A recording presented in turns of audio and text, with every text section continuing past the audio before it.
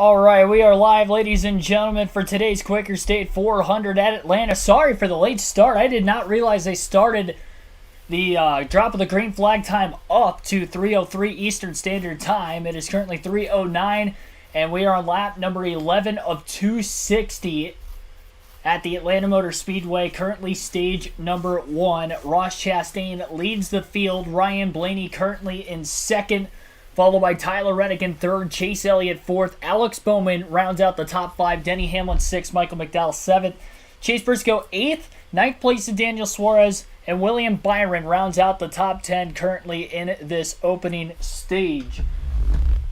Get the chat on my phone real quick because I can't see any of you guys right now.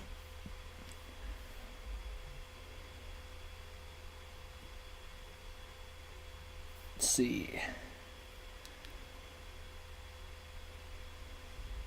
Hopefully everything is up and running right now, and it looks like it is. So thanks for everybody tuning in and waiting patiently. Sorry for that.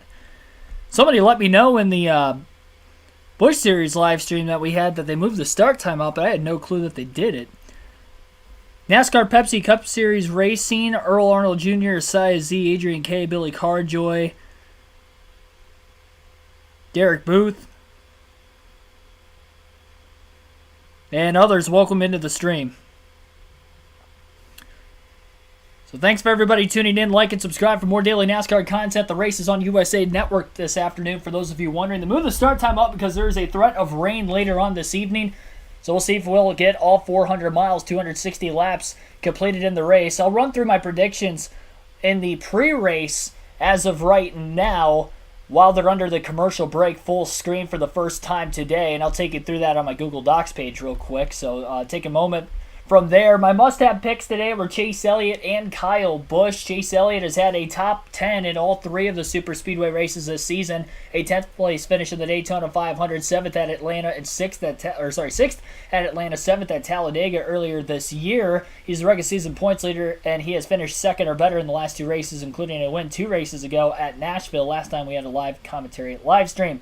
Kyle Busch is the other driver on the must-have list. You don't think of him as being a particularly great super speedway racer, but this year in particular, he has done pretty well. 4th in his dual race at Daytona, 6th in the Daytona 500, 3rd at Talladega this year. Didn't have a great finish at Atlanta, got in a couple accidents there, but if he stays out of trouble, I think he's got a fast car. Can compete for the win today. He has finished 7th or better in 10 of the last 13 races at Atlanta before the earlier start this season, where he finished outside the top 20.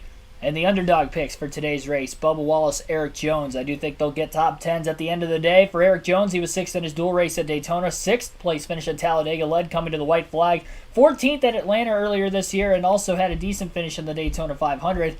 He has been fast on the intermediate track so far this season as well. This is kind of a hybrid of an intermediate track / super speedway this weekend, with the hot, slick track conditions in that hot Atlanta sun this afternoon, kind of like we saw in the Xfinity race yesterday. I think we're going to see a lot of the same in the Cup race today.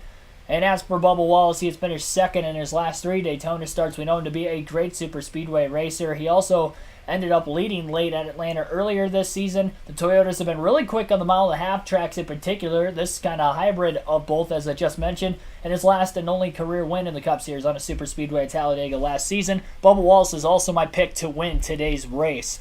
And as far as the don't haves, Joey Logano and Christopher Bell. Bell 22nd at Dega earlier this year, 34th rather in the Daytona 500, 23rd at Atlanta. Terrible finishes outside the top 20 in all 3 super speedway races this season. Has 1 career top 10 at both Daytona and Talladega combined in 10 career starts between those 2 tracks. And of course, this is the first year Atlanta has been a super speedway as well. Joey Logano also on the don't haves list for me today. You think of him as being a particularly good super speedway racer, but he can't seem to keep himself out of trouble. This year has not been great for him. He wrecked on the last lap while leading in his dual race at Daytona. Finished 21st in the 500, 32nd at Talladega. Had a 9th place finish at Talladega, but I just don't see him making the end of this race today. At the very least, I have him finishing outside the top 10. Caution free so far in the Quaker State 400. 60 laps in the opening stage, and they are just getting to lap 20 with Ross Chastain in the lead still, looking for his 3rd win of the year. And of course, he ended up getting a win at a super speedway the last time that the Cup Series was on a super speedway. It was at Talladega a couple months ago.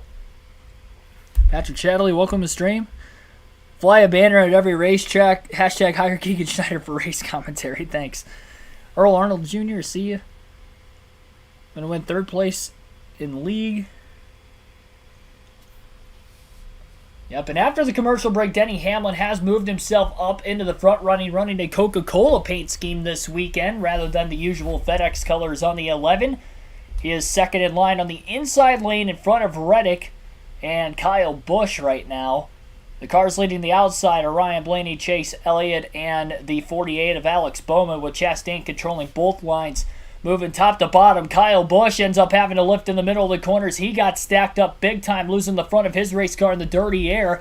Big gap now between him and Reddick. That's going to give a major run to the cars on the outside lane. Byron nearly bump drafting Kyle Busch on the front stretch, trying to get him going back in the right direction again. And the inside didn't lose as much momentum as I thought they would. They really, honestly, didn't lose any momentum at all. In fact, enough momentum for Hamlin to move up in front of Ryan Blaney on the outside. Now he gets a push. Ross Chastain with a block to the outside. Hamlin to the right rear corner panel. Side drafts the one of Chastain. And now Chastain's on the bottom with Hamlin on the outside looking for his first lead of the race today. And he will get it. Denny Hamlin will lead that lap at the start-finish line with help from Ryan Blaney as he was able to challenge himself to the lead and propel himself to the lead after getting in front of the 12 on the backstretch. Got a great push. Blaney did not lift. Hamlin made a great clearance, and then he made another great move to get to the outside of Chastain after Chastain was very hesitant to try and throw that block. If he would have just thrown it right away, he would have been clear with it, but then again, Hamlin may have made the move to the inside, but regardless of the fact, Chastain may have been a sitting duck after all. And he loses the lead and will lose a couple more positions with it. Now Hamlin with a similar, or Blaney with a similar move on Hamlin. And Hamlin threw on Chastain the lap before on the front stretch this time. Is Blaney going for the lead after a push from Chase Elliott in the 9. Hamlin not going to be too aggressive with the side draft on the back straightaway. Not a lot of help behind him. And the top 3 will all move in front of Denny Hamlin before Chastain pulls out of line to move underneath Chase Elliott for second place in front of the 11. And now Reddick is on the outside following Elliott after he was on the bottom just a couple laps ago. Able to get that lane change to the outer lane as Ryan Blaney tries to control the pack. And that was the first lap led for Ryan Blaney today. Moving up to the outside off the exit of turn 2 to control the straightaway with Chase Elliott in the 9 car. Now going to pull to the inside of Blaney, wasting no time. Elliott wants to lead again in this race. Chastain gets a little out of shape, and now a bumper tag in the left turn corner panel. 3 wide middle, off turn 4 after contact from the 11 of Denny Hamlin. Couple cars nearly going below the double yellow line on the front stretch to try and steer clear of Chastain, who's still sandwiched 3 wide middle now between William Byron and Christopher Bell. He'll get to the outside in front of Bell after losing a handful of positions and now falls to the back half of the top 10. And caution is out for the first time today. Competition yellow at lap 25. Because there was no practice or qualifying yesterday as it got washed out for rain. Nearly a wreck there. Good car control from Ross Chastain after getting hit in the left rear corner panel from Denny Hamlin. They're losing his car up the racetrack, having to lift, and Hamlin squeezed underneath him. He never lifted himself.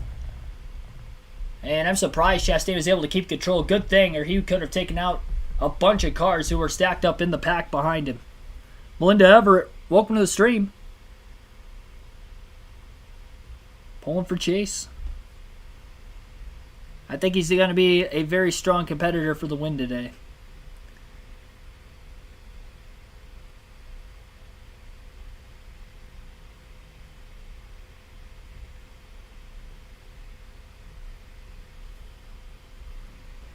Now, I was at Atlanta Motor Speedway earlier this season for their first Cup Series Super Speedway race. I was shocked at how much that it actually did race like a super speedway, as I was not expecting it to, with the tight confines of it being 1.5 miles versus a 2.5 mile racetrack, plus the narrowing of the width between the wall and the apron from 55 feet down to 40. We'll likely be seeing pit stops, I'd have to imagine, here at stage 1. They may not have to pit for fuel in this opening stage, so maybe they'll stay out for track position purposes. May see some drivers do that during the Comp Yellow. But with a fairly green racetrack for the most part, outside of the rubber that was laid down from the Xfinity Series race last night, it'll be interesting to see what the decision will be when pit road opens this time. Chase Elliott, race leader, is going to stay out. Tyler Reddick will come in. Only a handful of cars pit. Most of the field staying out, at least in the top 10. And here is the pit lane adjustments and much more. but a little bit edgy in the back of the race car. So you can see he'll come to pit road here, get at least 2 Goodyear tires, and fill it full of Sunoco fuel, Marty. Oh, man, Reddick. Between Alan Gustafson and Chase Elliott, he said he felt actually his car got better as the temps came up on their tires. See 2 tires on the right side there for Ross Chastain, and a quick stop for those guys. Of those who pitted, by the way, Tyler Reddick comes off pit road first, and yes, Kyle Larson desperately wanted a pit stop. See a car backing up there to tighten the lug nut as well, a wheel nut, and so the 5 here going to check underneath the car. Kyle Larson saying his car was extremely loose there and fell back. We'll follow up more on the Kyle Larson situation as well. We saw it at the very stop.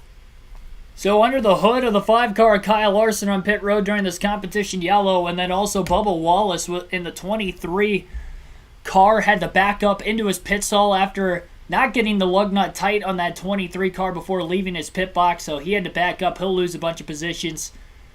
More pit road blunders for Bubba Wallace, and it's only on the opening stop of the day here in stage 1.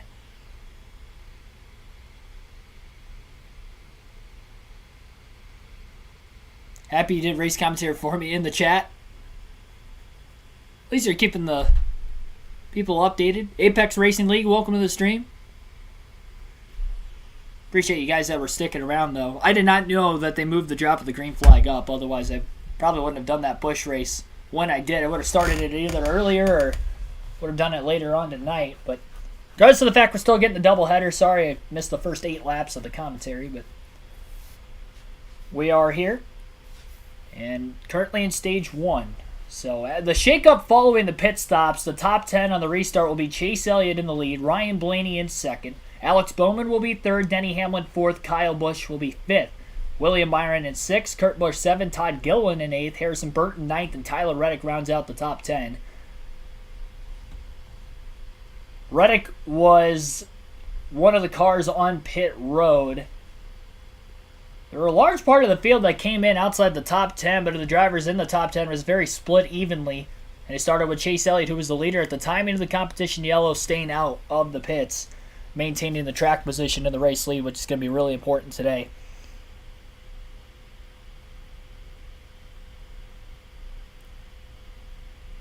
Yes, thank you for that, Asaizi. Yeah, it was you and a couple other. You were the first one stated, but there were a couple people that doubled down on it. I had no clue. I don't really go on Twitter at all, so I never found out the shakeup at the start. Somebody mentioned that they were starting it at like 2. And then I checked that, and that wasn't right. And then you said that they were starting it at 3. 3:03.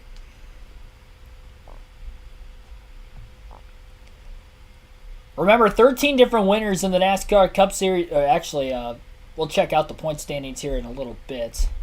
We'll do that now while they're under the caution flag. Point standings coming into today's race. 8 races still before the playoffs for the NASCAR Cup Series, but there aren't many opportunities for drivers to clinch on points. 13 different winners so far this season, so as of right now, only 3 can lock themselves in on points. Ryan Blaney, despite being second in the regular season standings, would be 14th on the playoff grid because he does not have a points win this year. He had that win in the All-Star race, but it wasn't for points. 112 points to the good right now is Blaney, and he's only 33 points behind Chase Elliott for the regular season title. And those additional 15 playoff points, which is crucial, especially for a guy with no wins this year, but he does have 5 stage wins on the season. And he's led quite a few laps currently with 390 laps led on the year. With the second 2 drivers and the final 2 drivers above the cutoff line on points, Martin Truex Jr. 61 points to the good, and the last driver above the cutoff line is Christopher Bell, his teammate at Joe Gibbs Racing, who is only 20 points to the good. First drivers below the cutoff line are both the SHR Fords of Kevin Harvick and Almirola, with Harvick 20 points down below the cutoff line. Eric Almirola 47 points below the cutoff line. They're lining them up double wide. They'll be going green this time.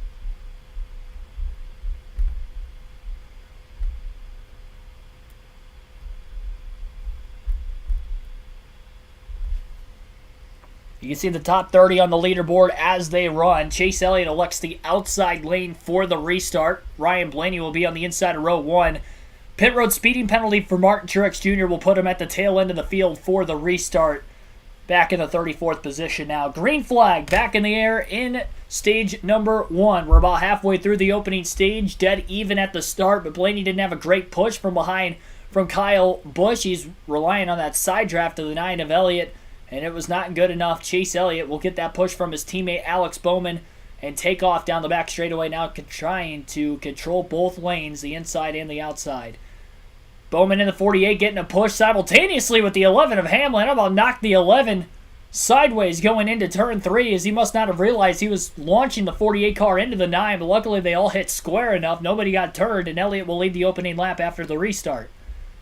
Side by side for second, Blaney is still on the inside of the 48 car despite not having a great push from Kyle Busch. 3 wide, middle of the pack, Harrison Burton in the sucker hole and is losing ground in the 21 Wood Brothers Ford. The rookie, after being in the top 10 on the restart, is now quickly falling outside the top 15.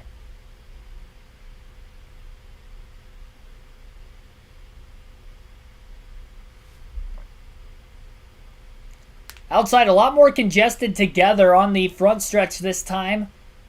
And only 3 cars are left on the bottom lane. Those 3 cars being Ryan Blaney, Kyle Busch, and Kurt Busch. But the rest of the cars primarily up high. They're holding on strong despite the lack of numbers. Now Reddick will move to the inside line behind Kurt Busch, trying to help that shorter lane out. And the shortest lane around the racetrack. Now Kyle Busch gets to the back bumper of Ryan Blaney, gives him a massive push going into turns 3 and 4 as he launches to the inside of the 48 car, but can't clear again. Chase Elliott continues to lead as of right now. Again, he is out in front. Ryan Blaney in second, Alex Bowman third, Kyle Busch fourth, and fifth right now is Denny Hamlin rounding out the top 5. 2 Chevrolets, a Ford, and 2 Toyotas for 3 different race organizations. With those 3 manufacturers.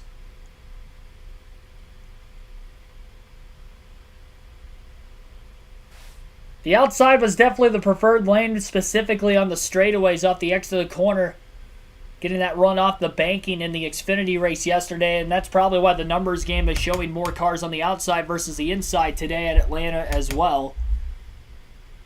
But the bottom lane, again, with the lack of numbers, is very surprising that they're able to keep up the pace that they are right now. It's going to be a lot harder to get a run on the 9 of Chase Elliott with the lack of numbers, but the ability that they are showing is probably also showing that they have very fast cars that they're able to do that. I'm not sure that necessarily every car in the field with lack of numbers can hold on the inside like that. Ross Chastain nearly threw the 20 car of Christopher Bell in the wall off the exit of turn 2, trying to squeeze into the outside lane. There wasn't a hole there, and they almost made contact with one another. Chastain will have to stay on the bottom for at least another lap, it looks like. Tries to get to the outside again, squeezing himself behind Christopher Bell and in front of Austin Dillon in the 3. Stack up now, 3 wide middle. Bowman finds himself on the outside. Hamlin moves underneath, and Byron does not go with his teammate Bowman and instead goes with the 11 of Hamlin. And now Chastain to the outside lane. 3 wide did not work well here in the spring. We'll see how it's going to work in the fall. Well, summer, I should say. Still 3 wide off the exit of turn 4. Bowman trying to get out of harm's way. And now Byron in the middle is going to be left out to dry instead of Alex Bowman. Bowman's going to have help from Ross Chastain. Nobody goes behind the 1 car of Chastain, though. Byron's going to be able to clear the 48 of Bowman, and that will allow Bowman to hop in line between the 24 and the 1. Sketchy situation there, but the Cup guy is able to go 3 wide for about a lap and a half or so. Ryan Blaney all clear for second now. We'll see if he can get a run on the 9 car of Chase Elliott with that. He'll stay in line behind him on the outside to middle lane on the front stretch. Kyle Busch is up to third with his brother Kurt right behind him. First car on the inside is Hamlin, back at about the 5th place position.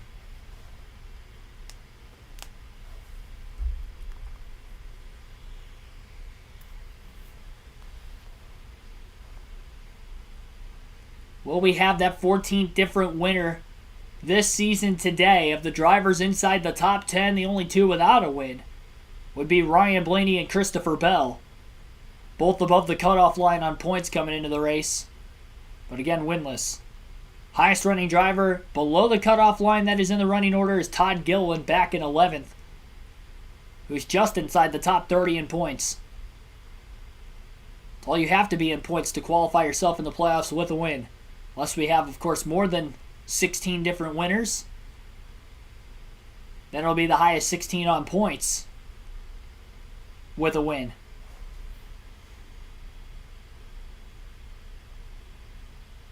Niall Foodie, welcome to the stream. Doing a better job than Clint Boyer, Michael Waltrip. Thank you. And thanks for everybody tuning in. Over 70 people watching right now.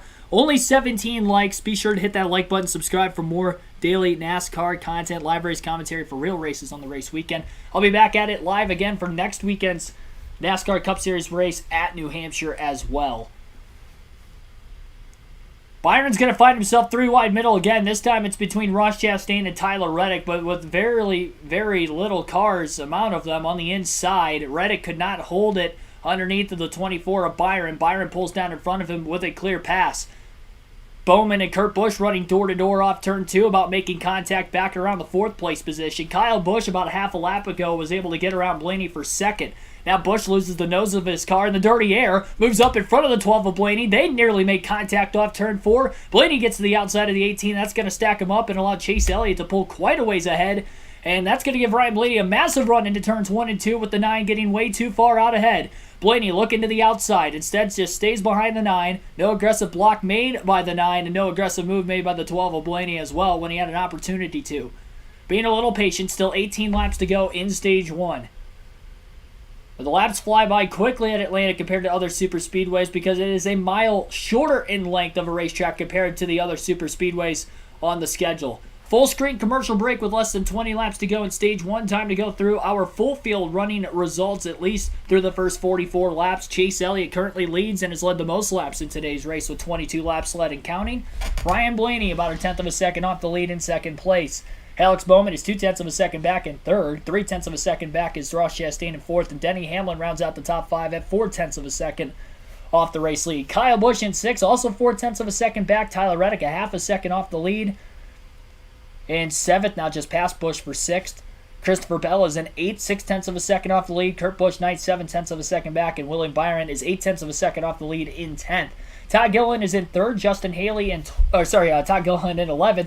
Justin Haley in 12th. Joey Logano in 13th, Eric Almirola in 14th. Harrison Burton is 15th. Michael McDowell 16th. Kyle Larson 17th. Kevin Harvick 18th. Austin Dillon 19th. And Chase Briscoe is 20th. Eric Jones in 21st. 22nd is Chris Buescher. Brad Keselowski 23rd. Ty Dillon 24th. Corey LaJoie 25th. Daniel Suarez 26th. Martin Truex Jr. after pit road speeding penalty during the Cop Yellow is in 27th. Noah Gragson making a start for Colleague Racing at Atlanta today. Also made a start for them earlier this season in the Cup Series at Atlanta is 28th. Cole Custer at 29th. Ricky Stenhouse Jr. is 30th. Bubba Wallace after a pit road blunder is back at 31st. Austin Cindric being patient at 32nd right now. BJ McLeod 33rd. Landon Castle 34th. Cody Ware 35th. Garrett Smith lane 36. All 36 cars are on the lead lap in this opening stage of the Quaker State 400 at the Atlanta Motor Speedway. Atlanta Motor Speedway Super Speedway Edition. USC Trojan's own, welcome to the stream. He doesn't like Kyle Busch up there.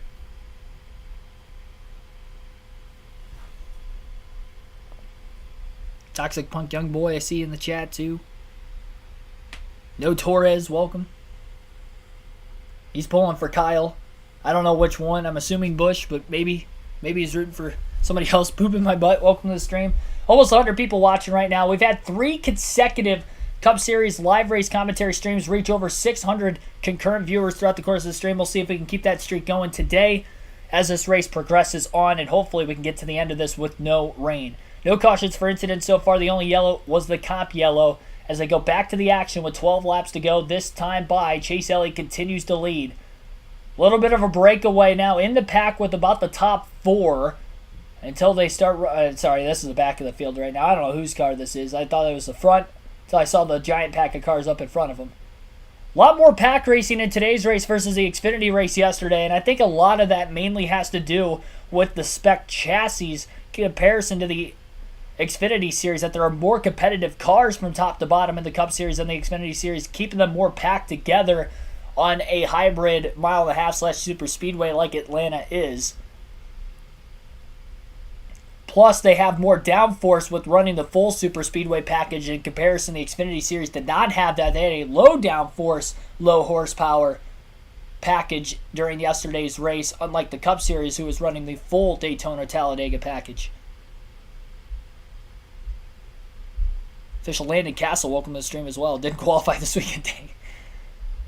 10 to go, stage 1 for Chase Elliott. Dominating the early going of the race. Ryan Blaney trying to shake him to the inside, to the outside, and back to the outside into turn 1 again. Now to the inside to block the 11 of Denny Hamlin, trying to get underneath Chase Elliott. Elliott couldn't block the bottom lane. Blaney was strong all over the front stretch. Side drafts Elliott on the back stretch, and Blaney will be clear into turns 3 and 4. Will he move to the outside lane in front of Elliott? Yes, he does. He's all clear too. Ryan Blaney, for the second different time, is out in front, and he'll lead his second lap of the race at the line. Can he win this stage? Remember, Chase Elliott, Ryan Blaney battling for the regular season championship. 8 races to go in the regular season, 33 points separating the two. 15 playoff points on the line to the regular season champion in those next 8 races. So this is an important battle for the stage win between them, as well as anybody else behind who is also looking for that playoff point, whether they are locked in or trying to lock themselves in. Elliott was able to cross over Ryan Blaney on the back straightaway that last lap and cleared him into turns 3 and 4. 48 of Alex Bowman is in line, single file on the outside behind them in 3rd. First car on the inside is Hamlin in 5th. Chastain also on the outside inside the top 5. More cars starting to go to the outside lane once again. 3 cars on the bottom inside the top 10, but again, they are about 4 rows off the lead. Not a lot of coordination in the top lane in the top 3 at least, so no major run this lap. Elliott continues to lead. And if he can hold on for about another 3 minutes in overall time, he is going to end up winning stage 1. That's easier said than done.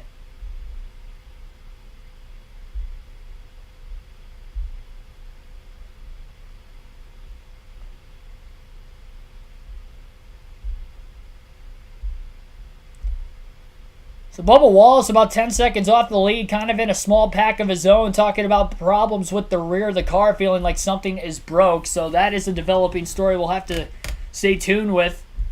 Potentially one of the favorites for today's race. Already a pit road issue, and now some sort of a mechanical issue under the rear of the race car on the 2311 Toyota. Into turns 3 and 4, Elliott, Blaney, nose to tail with the pack behind them. About 15 plus cars in this lead pack. 5 to go in the stage at the line. In the Cup Series especially, we seem to see the big one or somewhat bigger crashes towards the end of the stages while they battle for these stage points and playoff points. And we'll see if they can make it to the end of this first stage without an incident here.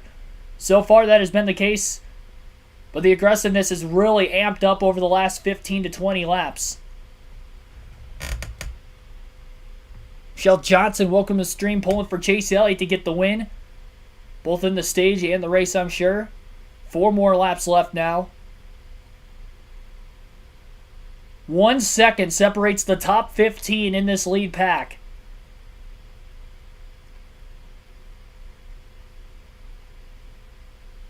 There is a stranded car at the back of the field that may end up stalling this pack out when they get to him. Blaney had a great run into turns 3 and 4. He takes the challenge for the lead. He doesn't have enough help from the cars on the inside behind him. He is going to try to side draft Chase Elliott on the front stretch. Elliott going to get a push from the 48 of Alex Bowman into turn 1. Now his teammates there to help.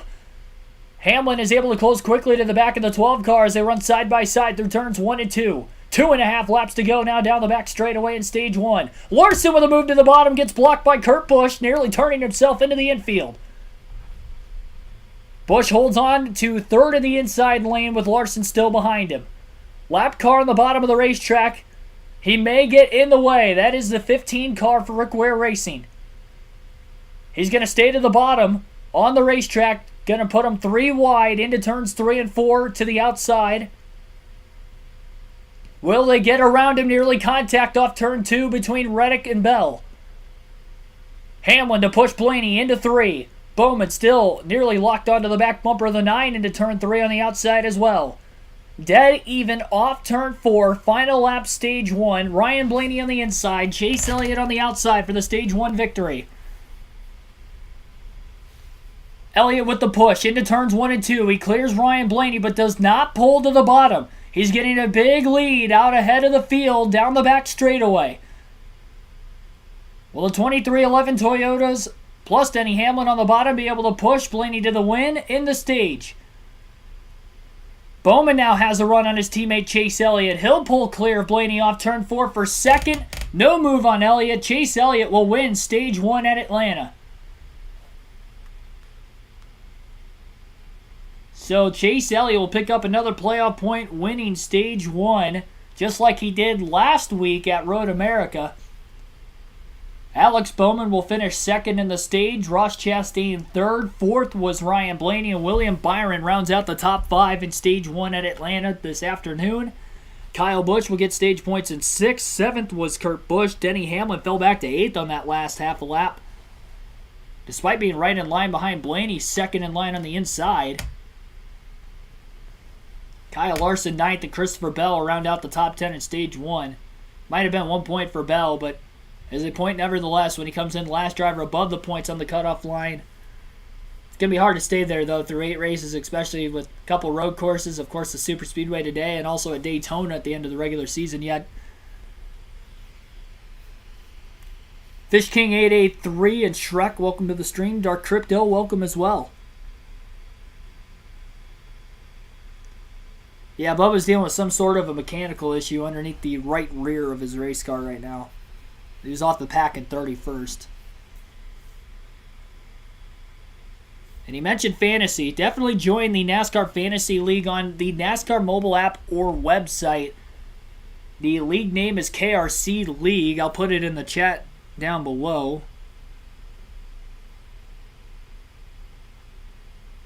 So again, KRC League, KRC in all caps, space, capital L on League. That is the name of the league. Again, on the NASCAR mobile app or website, go to the fantasy portion. Sign up with your email. It is free to join. Chance to win 2 tickets to any NASCAR Cup Series race of your choosing in 2023, excluding the Daytona 500, if you win either the regular season or playoff championship in the Fantasy League.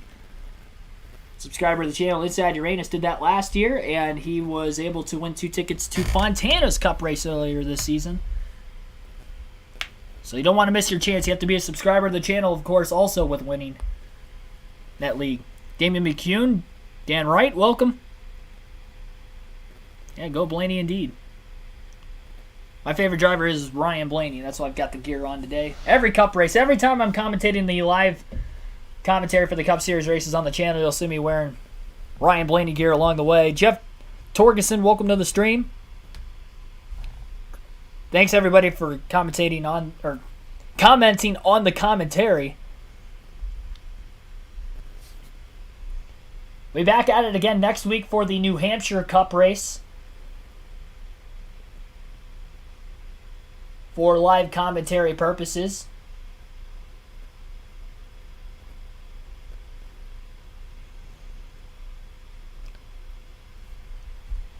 And by the way, you're automatically qualified for the playoffs in the Fantasy League.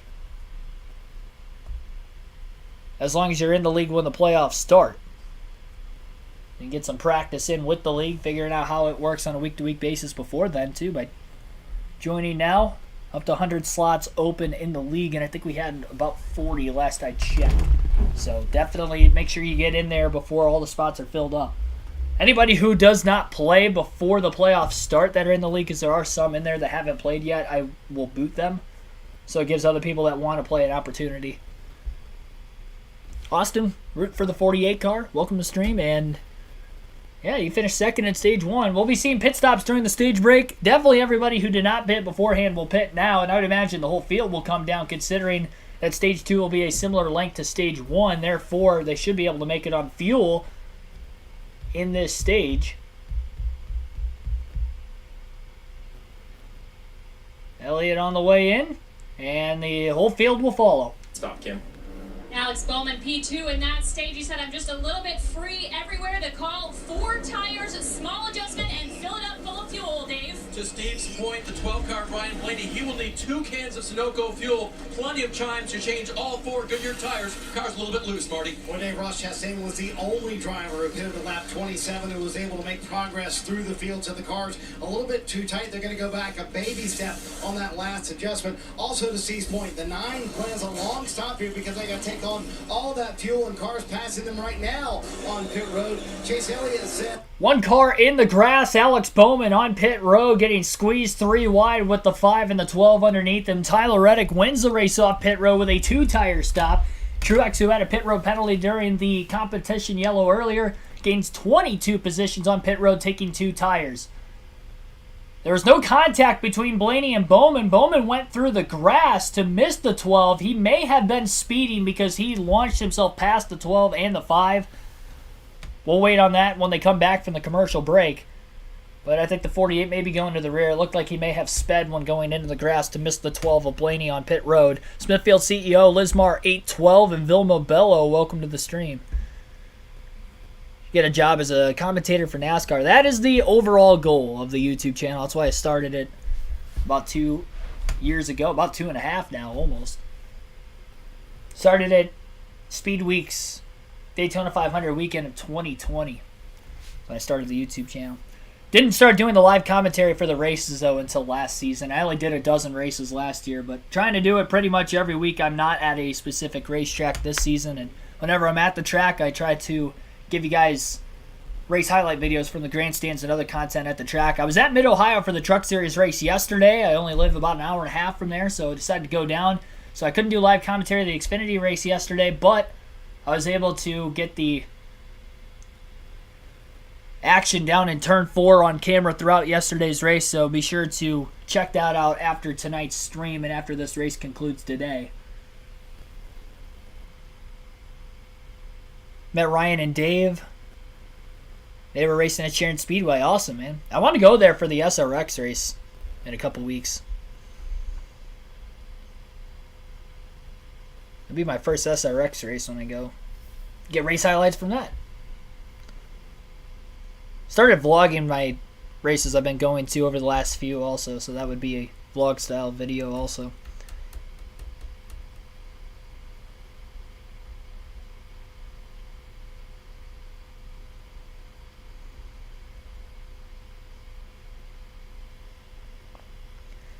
Yeah, I haven't met. I mean, I've seen Ryan Blaney like in the garage area.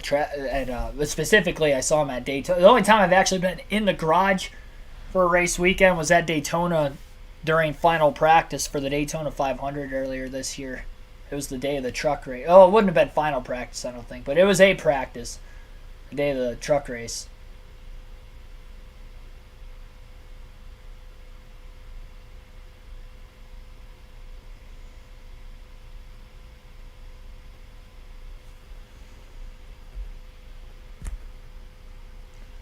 Russian Bot, welcome to the stream. Went to the SRX race in Pensacola a couple of weeks ago, and it was one of the best races I had ever seen due to local driver Bubba Pollard smoking the Superstars. I'm sure the crowd was probably going nuts for him, too. That would be an awesome atmosphere if a local guy was putting it to him.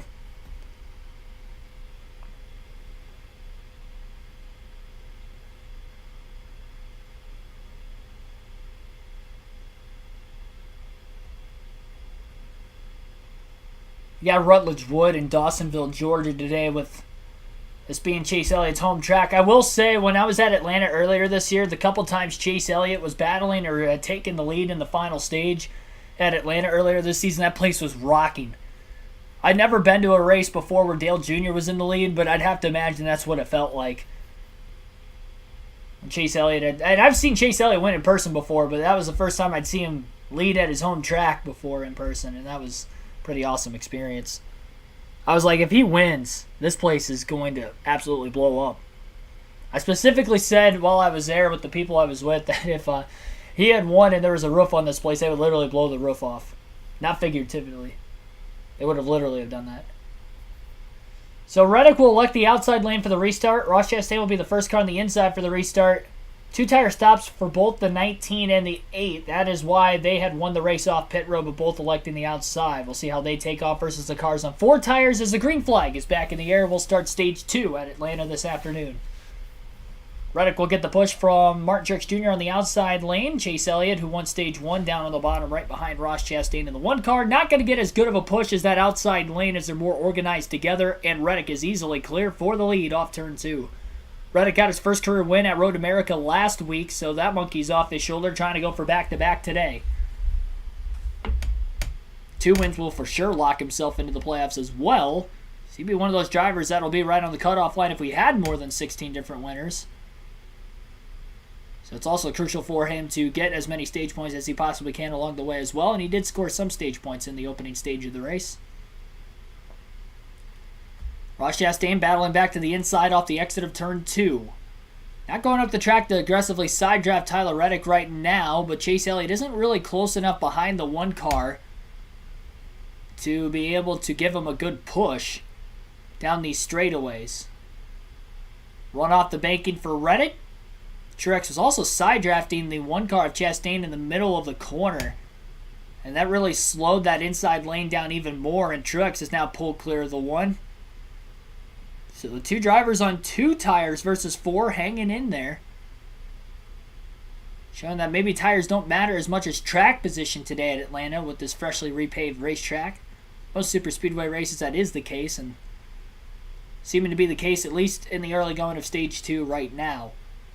Christopher Bell in 3rd. Truex going to pull out of line. His teammate Christopher Bell goes with him, and Truex will take the lead for the first time today and taking it away from Tyler Reddick. Both Truex and Bell pulled clear of Reddick on the outside lane before moving up. So 1-2 at the front of the field now for Joe Gibbs Racing. Ryan Blaney is in the outside lane right behind Tyler Reddick in 4th. He was one of the front runners towards the end of stage 1. Elliott's still trapped on the bottom lane with Chastain. They do have about 6 cars down there, but I don't think the 1 car is as strong as, say, Elliott or Blaney earlier, who was contending for the lead on the bottom, as well as Hamlin when there wasn't that many cars there. Bell trying to break up the Joe Gibbs Toyotas in front of him. He went to the bottom lane but couldn't complete the pass on Bell. The 1 of Chastain closes in behind him, but he is in a side-by-side battle for Blaney. 3 wide a little bit further back in the pack as cars had gotten split up down the back straightaway a little bit more.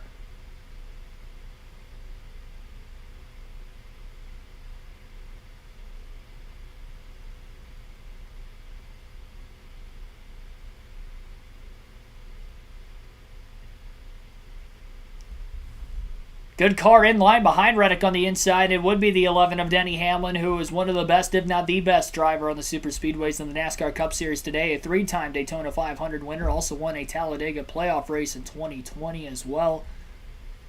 More 3-wide action towards the back. Eric Jones lifted heavily off turn 4. He'll lose a lot of position. He was one of our spotlight drivers today. Was one of my underdog picks to have a good day. Didn't get any stage points in stage 1, but the overall goal, if he gets a top 10, I'll be right with that prediction. More on those drivers throughout the course. And he actually didn't really lift. He actually got into the wall. Looked like he lost the rear of the car in the middle of turns 1 and 2 in the middle of the pack. And the wall may have saved him from spinning out. It didn't look like it was an aggressive hit into the wall. We'll see if there's any other mechanical issues with the 43. Composite bodies won't have to worry about a tire going down, but there's been a lot of toe link issues if you smack the rear of the car right into the outside wall on other tracks this season. So make sure we keep an eye on Eric Jones, see if he pulls to pit road. Right now he is still on the lead lap, and he is back in the 30th place position right in front of the RFK Fords. Ryan Blaney will move now to the inside of Christopher Bell, trying to break up the Toyotas at the front of the field. Tyler Reddick going to bump draft Blaney on the front stretch into turn 1. Goes the 12 car. He is underneath the 19 now for the lead after that great push from the 8. Side by side on the backstretch now between Blaney and Truex. Tire advantage would be to the car on the bottom of Ryan Blaney.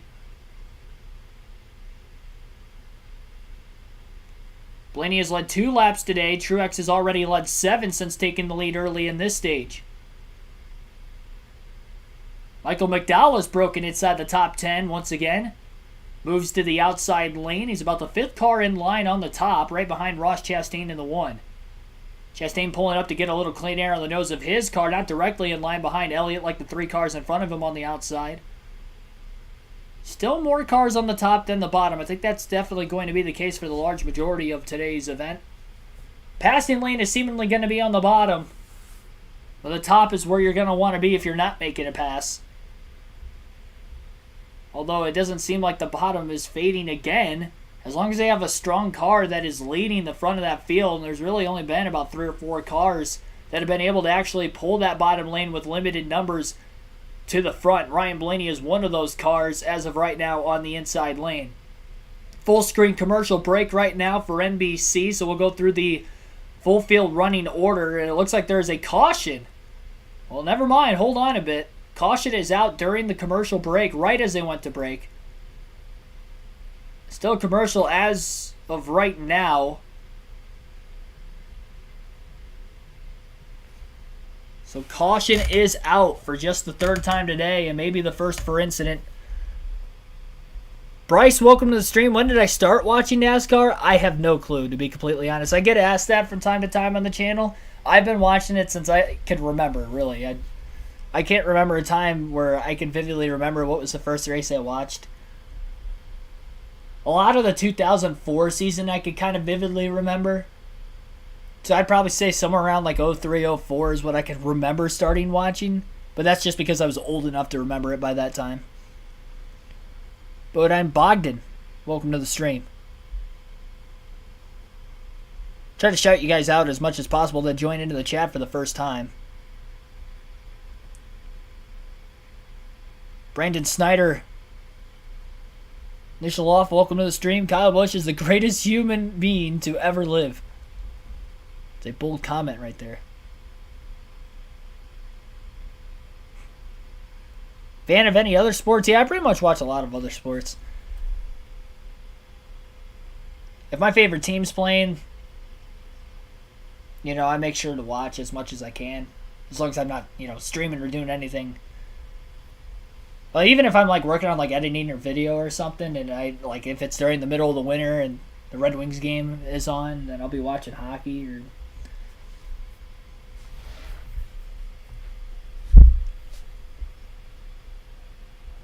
I mean, obviously, if NASCAR's on, I'm watching that. I don't say it's football season usually until NASCAR isn't, you know, racing anymore, but pay attention to the Packers quite a bit.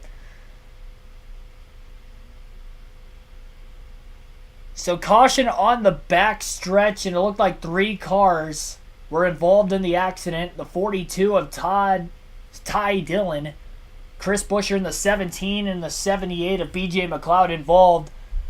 Looked like McLeod got loose off turn 2 first, and that led to the 17 and the 42 spinning behind him, getting probably stacked up in a checkup. Ty Dillon hit the inside retaining wall on the backstretch. It looked like nose first.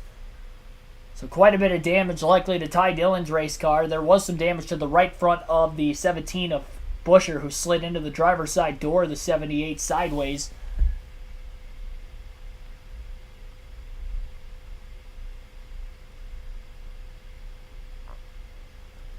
78 car is down to the rim. I don't know if he could continue or not. I think he is, and they're just going to pull it to pit road to get new tires back on that car. The other 2 cars were able to drive to the pit lane. But they are obviously going to lose a lot of time. So again, this caution had come out during the middle of the commercial break. BJ McLeod, Chris Buescher, Ty Dillon all involved. This 3-car accident was towards the back of the pack off the exit of turn 2. Da Bears. John Doe, welcome to the stream. David Cormier, welcome. First NASCAR race I ever attended was the 1979 Daytona 500. Became a Dale Earnhardt fan for life. That is a special race in the day and history of the sport. A lot of cars will hit pit road during this caution. Thing we thought they could, but maybe some yellows. Big strategy play, because it's not just a few cars. It's busy, Kim.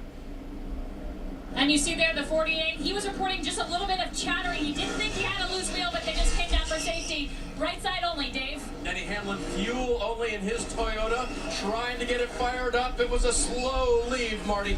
Yeah, I don't know, Steve. I think they're pretty short from here to be able to make it all the way 10 laps short. But what it could allow, Steve, is for a quicker stop on the next stop, if you will, the next caution, and maybe get track position that way. I was originally wrong on the stage lengths at the start of today's race, that the second and third stages are a little bit longer than the final stage. Or sorry, the second and third stages are a little bit longer than the first stage. The first stage was the shortest of them, being 60 laps. Stage 2 is 100 laps.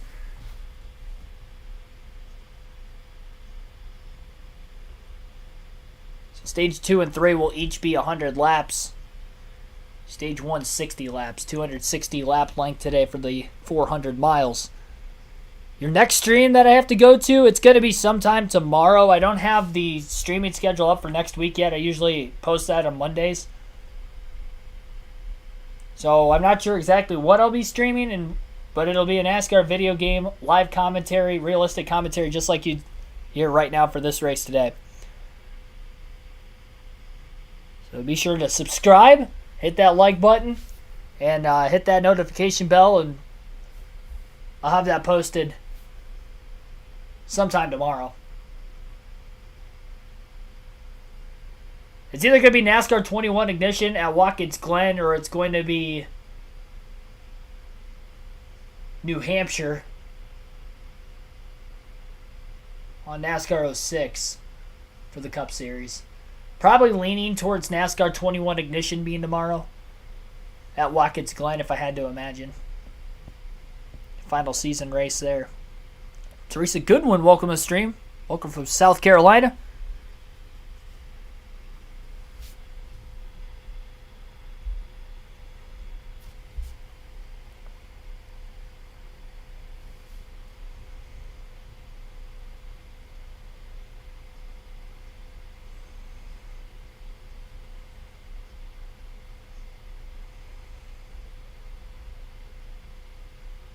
I need a funny sidekick. Well, like the Fox broadcast or something. That's alright. We're serious on this channel when it comes to racing. I mean, I know how to have fun, too, along the way. We have our funny moments from time to time, but they're all unscripted, though. That's the thing. They're not scripted funny moments. They're just things that happen naturally along the way. That's what makes them funny. It makes it cringy when they're scripted.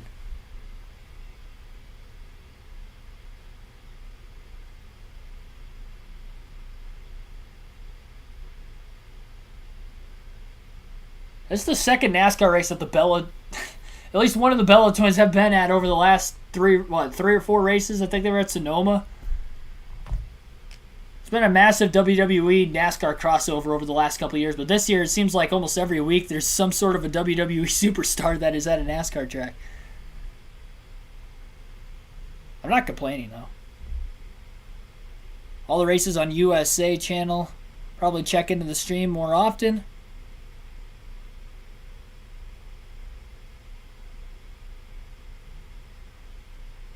Funny ad-lib. That's scripted, though.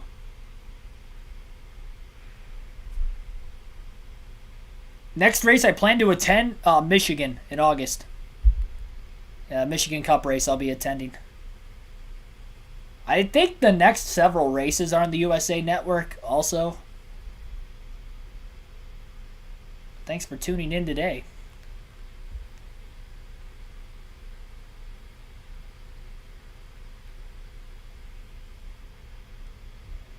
Three cautions total today, one for incident, one for a stage break at stage 1 where the 15 car got the free pass, and then competition caution back at lap 25 due to practice and qualifying getting rained out yesterday.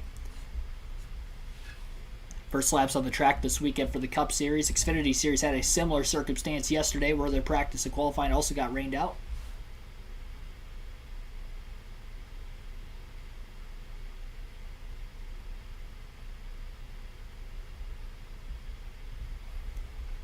They'll be going to the green flag this time. Martin Truex Jr., Christopher Bell on the front row. Truex on the outside, Bell on the inside. Green flag back in the air. Surprised that the Joe Gibbs Toyotas didn't try to line up behind one another on the restart. And no organization between the two of them to try to get them in line with one another, with the bumpers being locked onto the back of them with Tyler Reddick and Ryan Blaney. Pretty big gap back to 10th and 11th. Now that gap is slowly closing in between Kyle Larson and Joey Logano on the outside lane.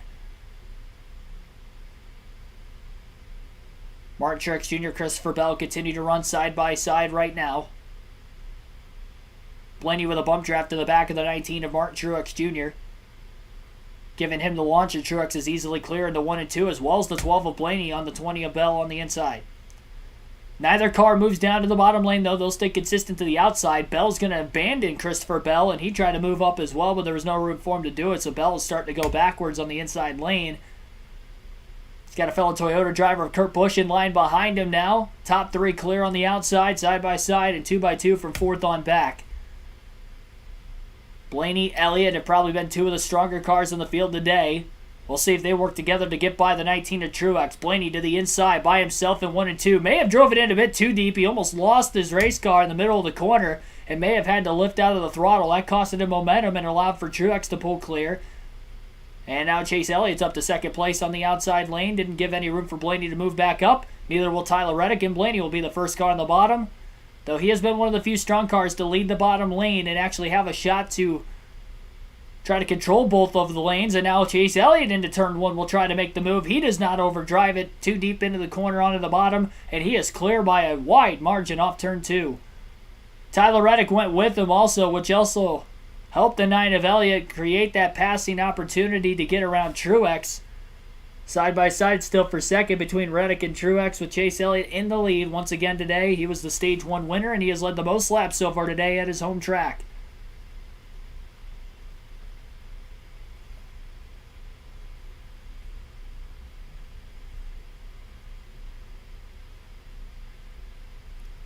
.42 laps led and counting for Elliott so far in this race. Tyler Reddick now to the inside of the 9 of Chase Elliott, trying to power himself forward. He had 2 tires earlier on in a restart, but everybody pitted for the most part during that break. I'm actually not sure who all stayed out and who didn't. I don't think the entire field pitted, but quite a few of them did. Trying to take on a little bit more fuel, potentially trying to get more track position later in the race, all a part of strategy.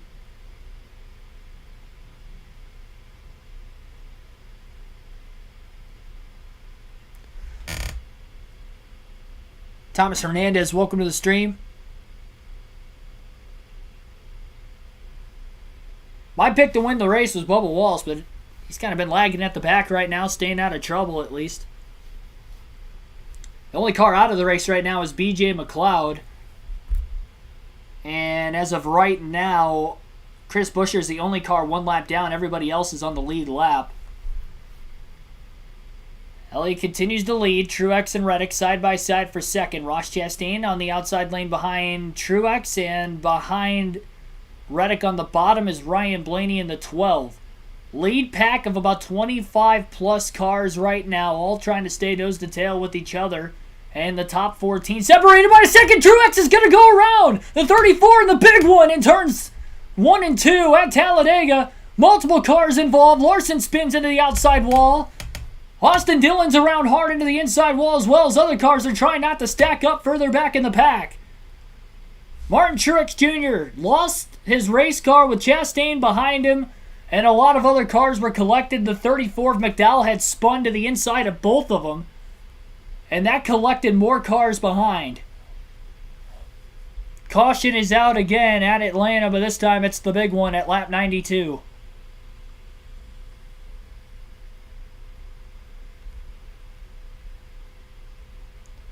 A lot of cars involved in that accident, a few with severe heavy damage that'll take him out of the race for certain. And Martin Truex Jr., Ross Chastain were at the start of it all. I'm not sure if Truex just got loose in the middle of 1 and 2. Maybe it was arrow loose with the 1 behind him.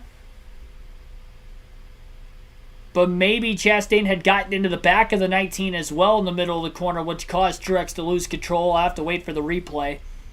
And here is the replay. And it did look like Chastain got into the back of the 19. So Chastain got in the back of the 19 car of Martin Truex Jr. That sent the 19 around. Then McDowell went spinning to the inside. I don't know if he got hit from Bell from behind after the stack up, which I'd imagine was the case. Yep, that was the case. That sent the 34 down the track. Kyle Busch slammed the driver's side door of Joey Logano further back. Logano also spun. The 18-22 had pretty heavy damage. Austin Dillon had probably the most of any damage as he slammed the inside wall as well. Got the right front of his car sheared off after contact from the 34. The 22's rear tires came up off the ground when he had made contact with the one of Ross Chastain, and of course with the 18 already on the driver's side door of the 22 of Logano.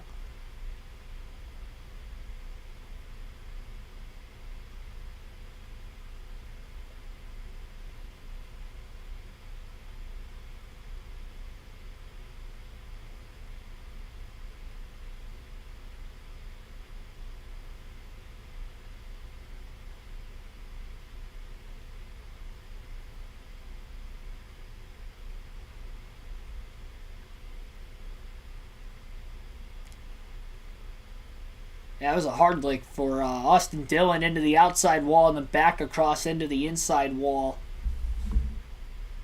I think he got turned by the 34 of Michael McDowell, who had spun again off the front bumper of the 20.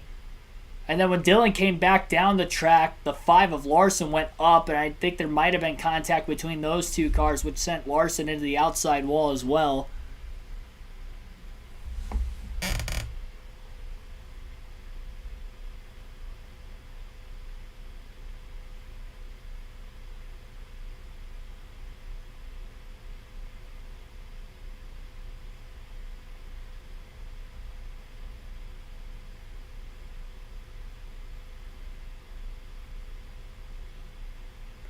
Austin Dillon did climb out of his car, by the way. I believe everybody that was involved in the crash that couldn't make their way back to pit road or the garage area have gotten out of the race cars. And it seemed like the two cars that were at the start of the accident of Martin Truex Jr. and Ross Chastain may have had the least amount of damage in that crash.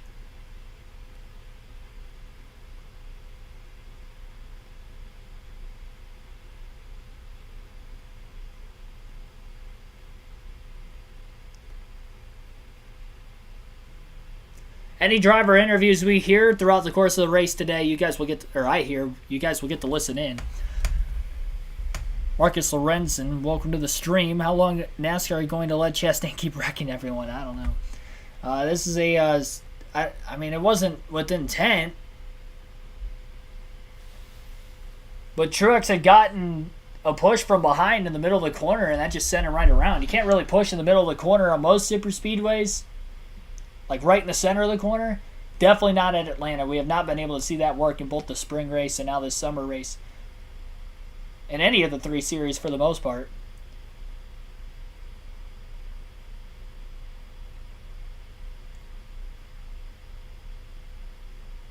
It sounds like 9 cars were involved in the accident. List of cars that were involved in the wreck: Joey Logano, Austin Dillon, Martin Truex Jr., Ross Chastain, Michael McDowell, Kyle Busch, Christopher Bell, and Kyle Larson, all involved. Quite a bit damage to the 5 of Larson. It's crunched his nose in a bit. Aerodynamics are very, very dependent. More so at Atlanta compared to the other 2 super speedways of Daytona and Talladega. It's going to be tough for these cars with damage to stay in the draft.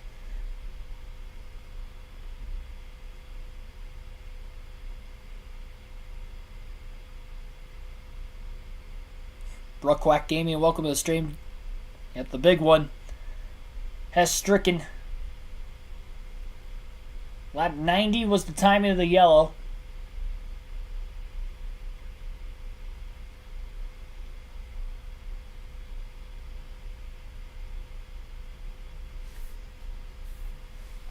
Toe sticks on here to make sure that the car is tracking straight, but that's a pretty important piece down here because that would vibrate very bad. In fact, Ross did say there was already a vibration in the wheel and both with the hood as well, so they have to get more bear bond, more tape down on that to make sure that's down. This team has done an amazing job this year. Only 6 finishes outside the top 10 this year for Ross Chastain and this race team. And here in the spring, they were down 2 laps and still ran in the top 5 towards the end of it. But this one's going to be a tough one to recover from. Looks like the suspension is okay, but the body a little worse for the wear. Yeah, a lot of work. Again, that was the one of Ross Chastain that Marty Snyder was talking about on pit road.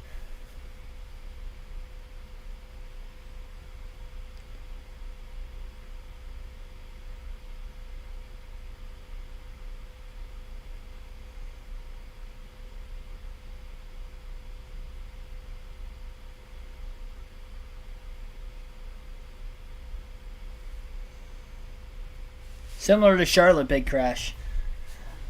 Not really. That one was more caused because of a car moving up in front of another. This one was just Chastain trying to bump draft in the middle of the corner, and it just went wrong. But the left rear just a little draggy. The call is going to be 2 tires only and full of fuel. Dave? Tyler Reddick running second will take a slow 2-tire stop. That is so they can get enough fuel in there to go as far as they want to go. Blaney will be fuel only, Marty. Chase Elliott's been pretty happy with this race car. We'll see if those guys who pitted earlier have a bit of an advantage. Indeed, they do. They go around the 9 car. He loses a few spots. Not too bad. His teammate William Byron wins the race up here. Yeah, a lot of drivers took fuel only on that one. Byron, Blaney, Harvick will be 1, 2, 3, all taking fuel only. Keselowski took fuel only, was 5th off pit road. Hamlin also fuel only, 7th out of the pits. Everybody else looks to have taken 2 tires on their pit stop. So again, we are under caution for the 4th time today. 2nd for incident. Both cautions for incident have been in stage 2. A 3-car wreck at lap 77, and then a big 9-car wreck off of turn 2, which was the same spot that there was an incident between the 78, 17, and 42. It's not that long after the restart, probably within the first 10 laps after the restart from the prior caution, but Ross Chastain got in the back of Martin Truex Jr. in the middle of the corner. That sent him around.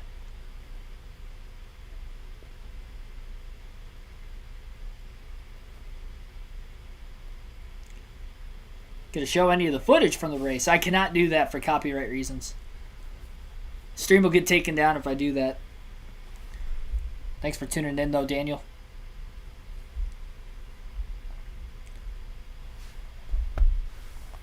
All I can give you guys is this live leaderboard, which I could show the top 30 on one screen at a time.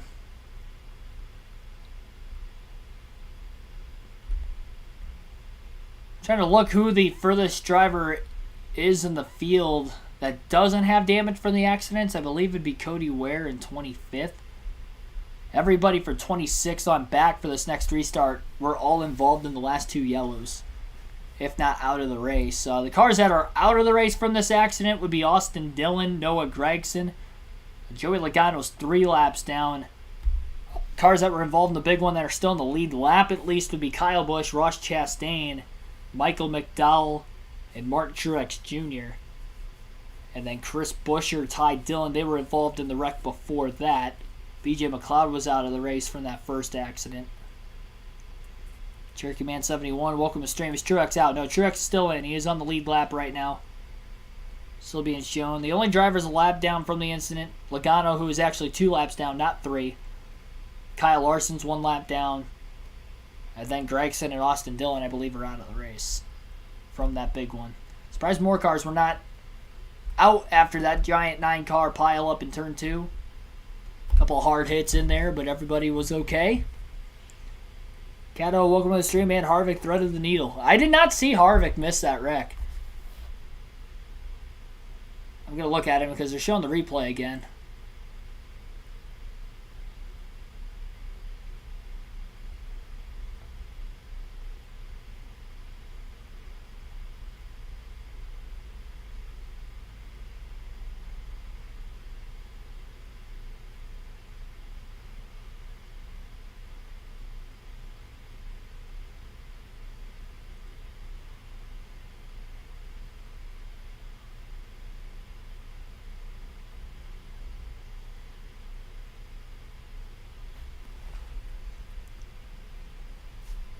Yeah, definitely surprised that the 22 car is still on the track after the entire rear of the car came up off the ground by a couple feet, slammed back down on all 4, and Looked to have broken a toe link on the rear. Here's Austin Dillon following his hard hit. Good. Thank the good Lord above. The hits weren't that bad at that impact. That got me pretty good near the groin there, but unfortunately, our weight got our car better right there, and looked like we were just a casualty of Ross Chastain once again.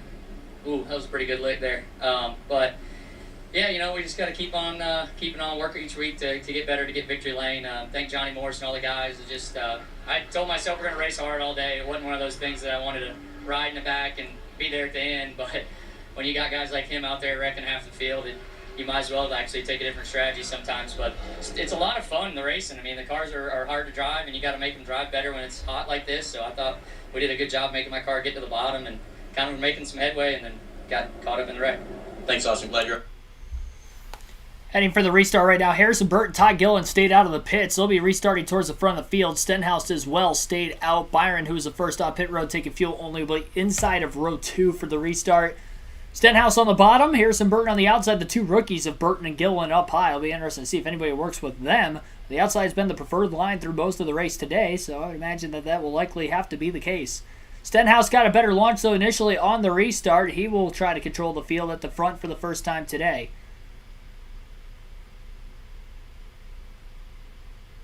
Side by side for a second between Harrison Burton, William Byron, in line behind Ricky Stenhouse.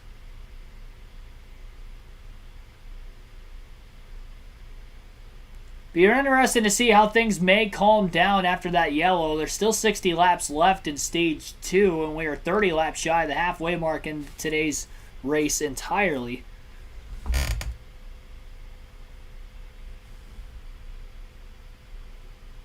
Couture wins the Universal Reverse Polarity and implode.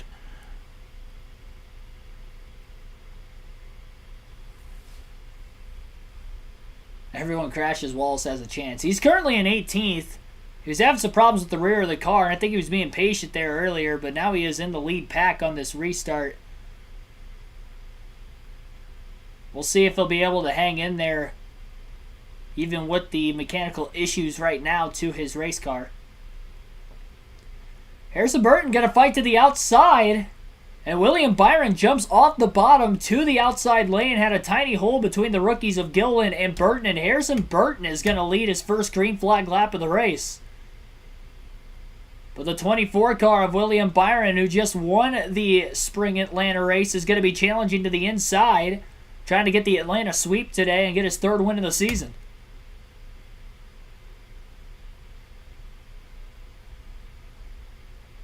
Harrison Burton, Todd Gillen still 1-2 in that outside lane, hanging on strong against the veterans of the sport today. Burton again leads that lap at the line by inches over William Byron on the bottom, and a good launch for the 21 car of Harrison Burton into turns 1 and 2, and he'll be clear off the exit of the corner down the back straightaway. Not as much momentum on the bottom anymore. 47 of Stenhouse is on the inside lane right behind a fellow Chevrolet driver, William Byron. 3 Chevys on the bottom, followed by a couple Toyotas and another Chevy on the inside. Outside have 3 straight Fords on the outside, 1 Chevrolet of Elliott, and then a couple more Fords behind him of Harvick and Almirola. Keselowski also on the outside. So it's basically Fords versus Chevrolets right now at the front of the field between the top and the bottom battle. Surprised despite the not only experience in the Cup Series, but also the lack of experience of just being at the front of the field for both Harrison Burton and Todd Gillen, especially in a circumstance with each other both at the front of the field. But they're working well together right now, and they continue to lead this pack. It's going to be interesting to see how aggressive they may be to try and hold on to this lead. And right now the 38 is aggressively pushing Burton down the back straightaway. Gave him a really good launch. Looked like Gillen had to hop out of the throttle in the middle of turns 3 and 4, stack it up the outside a little bit. That gave a run to the bottom for Byron, but he can't pull clear of Burton. Burton goes down the track to side draft him on the front stretch right around the start-finish line and stays nose-to-nose into turn 1. And now Byron will be able to clear high off of turn 2. He is well clear of Harrison Burton, and that is exactly what he'll do down the back straightaway. It looks like the 24 car Byron's got about a car length and a half lead into turn 3 in front of the 47 of Stenhouse and the 21 of Burton. Still maintaining a pretty big gap off of turn 4. He's got to be careful getting too far out in front, as he is going to have a big run coming from behind him in a matter of moments. And it may come from the 21 and the 38, who were bump drafting again, that time on the front stretch. No major run, though, as they're just trying to hang on to their race cars and maintain their track position as much as possible. Stenhouse now going to get a push on the bottom lane from the 8 of Tyler Reddick, and Stenhouse is going to be able to clear on the outside if he chooses to into turn 3. He does not move up, and the 21 of Burton is going to pull back alongside of him in the middle of the corner. Caution is out further back in the field. The 17 of Chris Buescher having another issue, and it looks like his right front tire has come apart.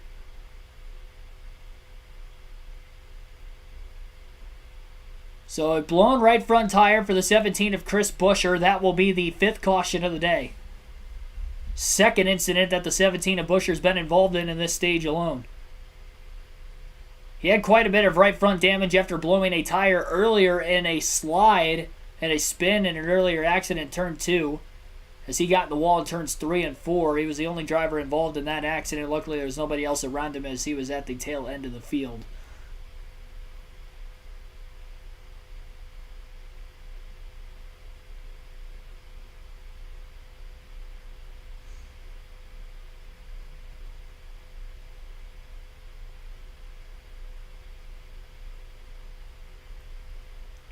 Caution is out again. Byron was in the lead at the time of the yellow. Stenhouse was in second.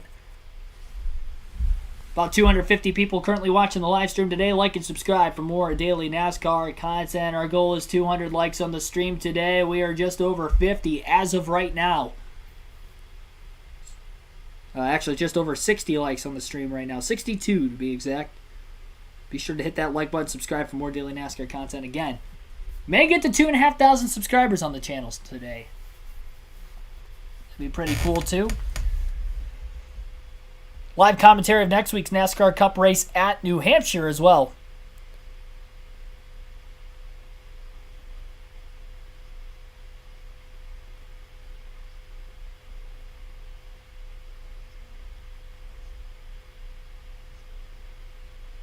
I didn't hear about that, Hurl.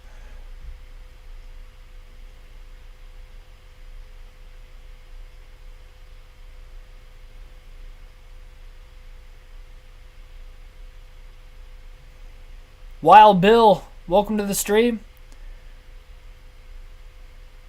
Byron won't win, book it. So he doesn't think Byron's going to pull off the sweep today. He's been strong super speedway racer in his Cup career. 2 of his wins on super speedways. Of course, again, Atlanta earlier this year. Also, his first career win in 2020 came at Daytona in the regular season finale. He's had good consistent finishes towards the front as well.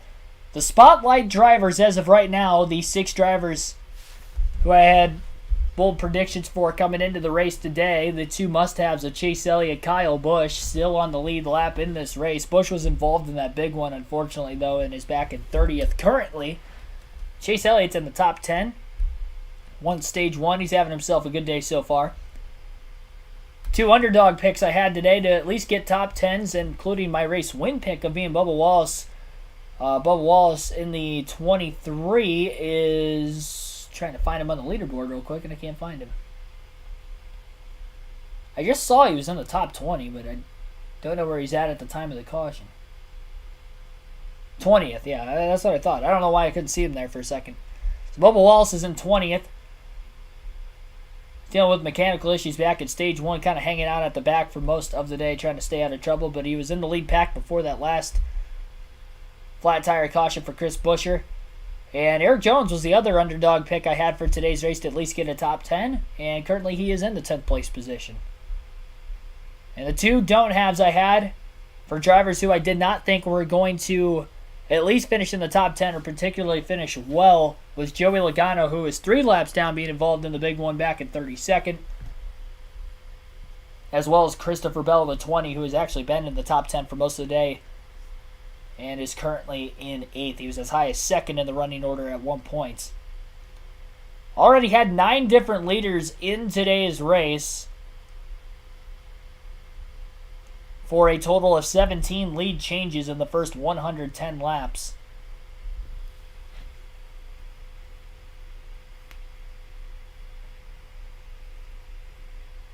What does Parker's win do at Mid-Ohio due to the playoffs for the Truck Series? I don't know. He hasn't ran the full schedule, so I don't think he is playoff eligible because you have to run the full season, but I don't know how the waiver works. I feel like he would have had to get a waiver before the win yesterday, like before the race yesterday. Let me see. I'll see what NASCAR's website's showing for the playoffs for the Truck Series real quick. Maybe. They'll be going green this time, so if I can't get it pulled up before then.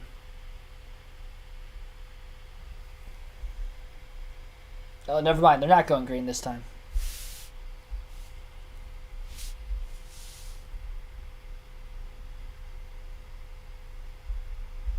I'll pull it up on my laptop.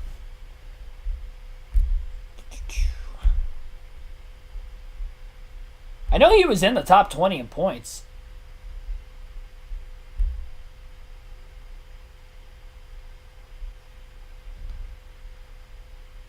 No, it has him in the playoffs, so I guess Parker Kligerman is in.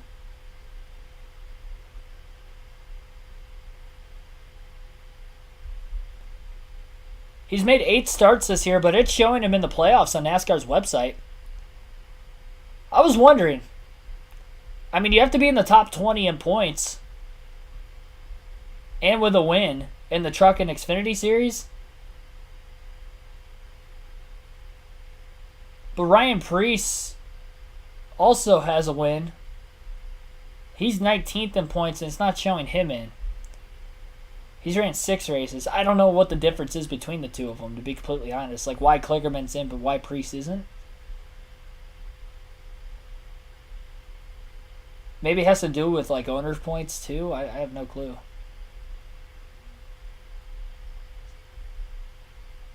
Like the truck has to run the full season or something? I don't know. But yeah, NASCAR's website is showing Kligerman in the playoffs. And it's showing Crafton 70 points out right now. Enfinger is 42 points out. Carson Hocevar is the final driver in. He's only 42 points above Enfinger, which is actually quite a bit considering there's only 1 race left in the regular season for the Truck Series. Never know what could happen, though. Their last race before the playoffs is at Pocono, I do believe. They're lining up for the restart this time. William Byron elects the outside for the restart. Green flag is back in the air. First car on the bottom will be Ricky Stenhouse Jr. in the 47. Denny Hamlin going to go 3 wide to the outside into turns 1 and 2. He got a good launch, and as he moved up, the 31 of Justin Haley went to the outside behind him as well.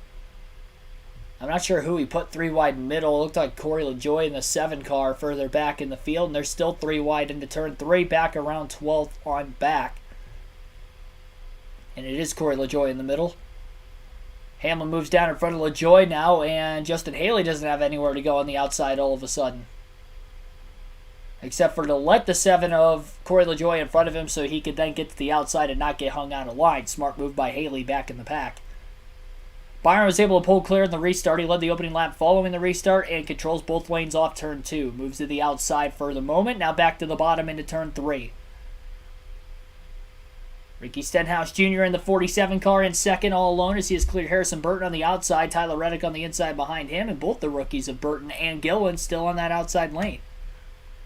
A win would lock one of those two into the playoffs, and also they are battling for the Rookie of the Year between the two of them. And Austin Cindric. Cindric is the only playoff driver locked into the playoffs right now, so as it stays, he would be the Rookie of the Year champion, but we could have a good Rookie of the Year battle into the playoffs if maybe Burton or Gillen can win today. Not aggressive side draft that time by the 21 of Burton. I don't know if he lost the nose or intentionally went that high after he got to the outside of Reddick. Kyle Busch in the 18 car is very, very slow on the front stretch with the damage he had during the big one, and he is about to get lapped by the field. I believe Busch is the last car on the lead lap currently, And off the exit of turn 2, Busch will stay on the bottom. Byron will clear him. So Kyle Busch will go a lap down to the 18. They're going to go 3 wide to the outside of Busch in the middle of the corner. Harrison Burton, Kurt Busch to his outside, and still 2 by 2 and 3 wide trying to pass the 18 car on the front stretch.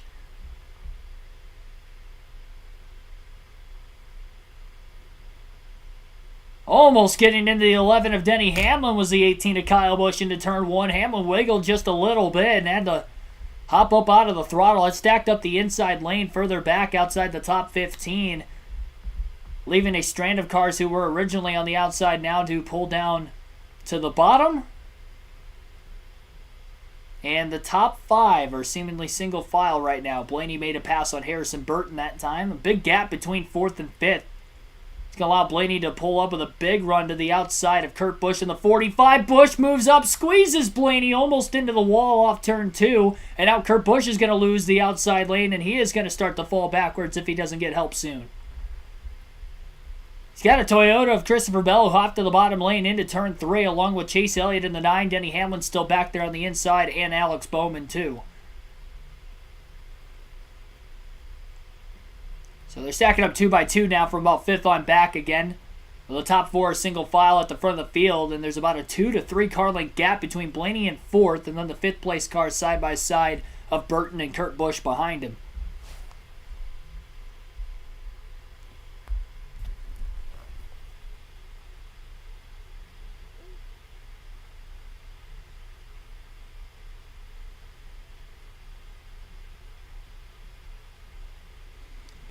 Luke's welcome to the stream.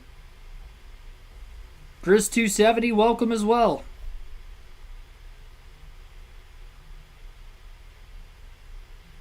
Billy Kramer thinks William Byron will win today. Be cool to see Harrison win. That would be interesting to see the Wood Brothers 21 car back in victory lane.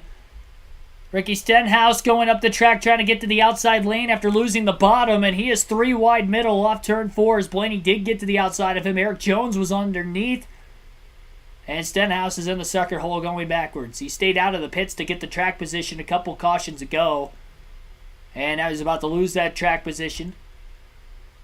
I still don't know that these guys can make it on field to the end of the stage or not. I think we have ran enough caution laps that they probably will be able to, but we'll have to see. So get closer to the end of the stage. Stenhouse tight off turn 4. Almost gets into LaJoy off turn 4.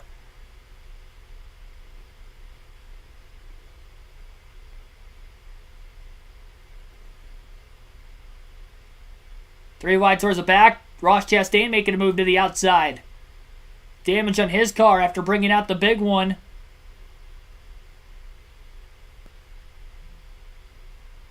And he is still on the lead lap, and that number 1 car is currently scored in 16th.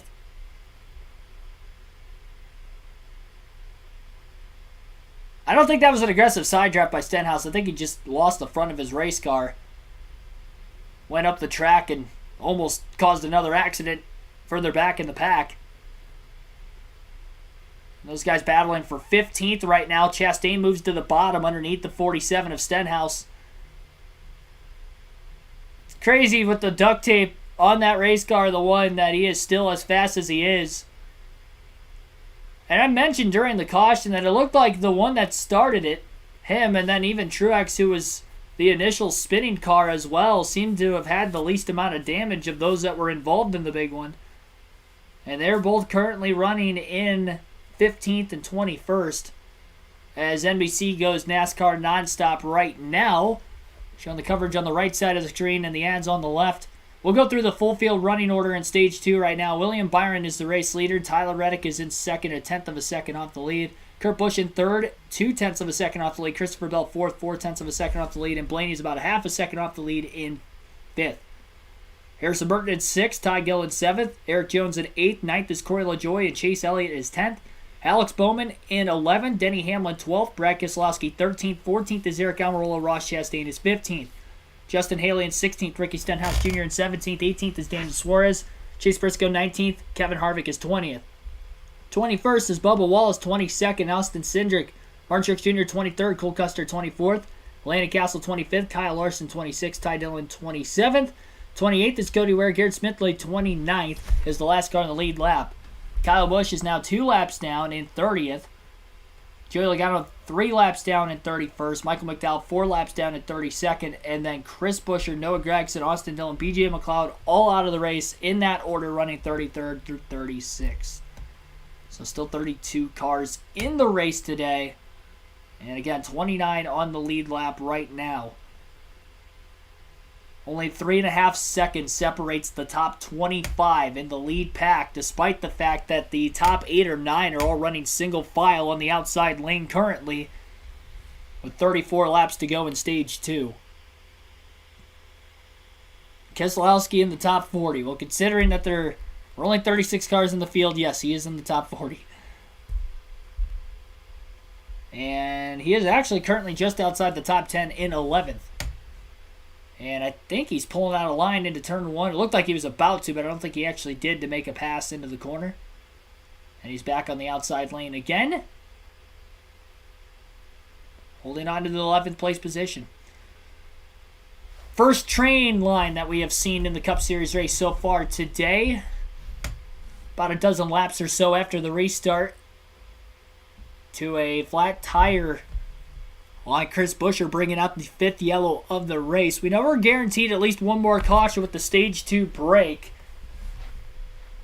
The Cup race at Atlanta earlier this season didn't have many cautions in the final stage of the race, so it's going to be interesting to see if that'll be the case today. That was also a somewhat similar case to the Xfinity Series race yesterday, where most of the cautions came out in the first couple stages. This race 150 miles longer than the Xfinity Series, so the final stage in this race, of course, 100 laps versus yesterday's Xfinity race. I think it was only 68.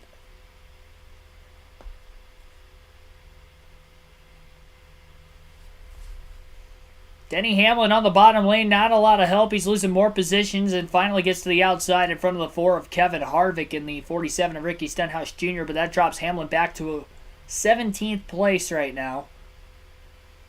Chase Elliott makes a move to the bottom lane. His teammate Alex Bowman doesn't go with him initially. Now he goes with him, but I think it's too little too late.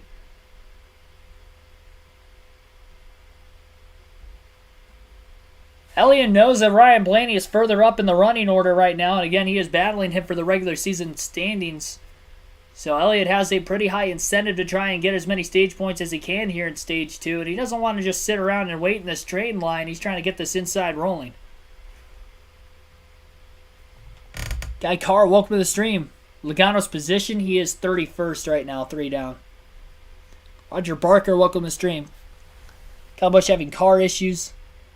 I have at the race, wreck hurt him. Yeah, he's got quite a bit of damage, it looked like, to the splitter of his car. It's definitely got to be affecting the downforce.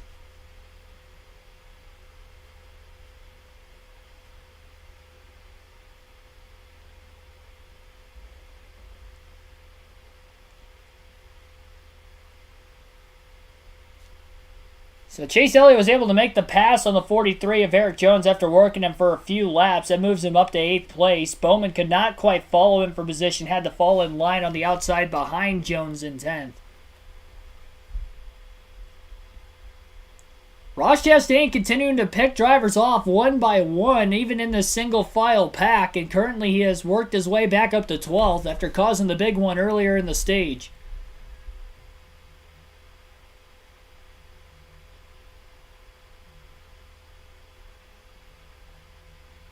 Over 250 people watching right now. Like and subscribe again for more daily NASCAR content. 84 likes on the stream. The goal is 200. We are just past the halfway mark in today's race. Entirely 125 laps still to go at Atlanta. There are currently 5 drivers in the top 10 that are still winless this season. Christopher Bell in 4th, Ryan Blaney 5th, Harrison Burton 6th, Todd Gilliland in 8th, Eric Jones in 9th, and Keselowski was in 10th but just lost a spot there to Bowman. But again, all those drivers without a win. Still 5 of them in the top 9, and now Keselowski's back into 10th, so that make that 6. as he gets around Ross Chastain, filing himself back in line again. Actually, I think he had it for a moment because he went to the inside of Bowman, but couldn't actually clear him and fell in line back behind Bowman again. And Bowman will make a pass on Eric Jones, barely clearing him off turn 2, and that'll pick up a spot for the 48.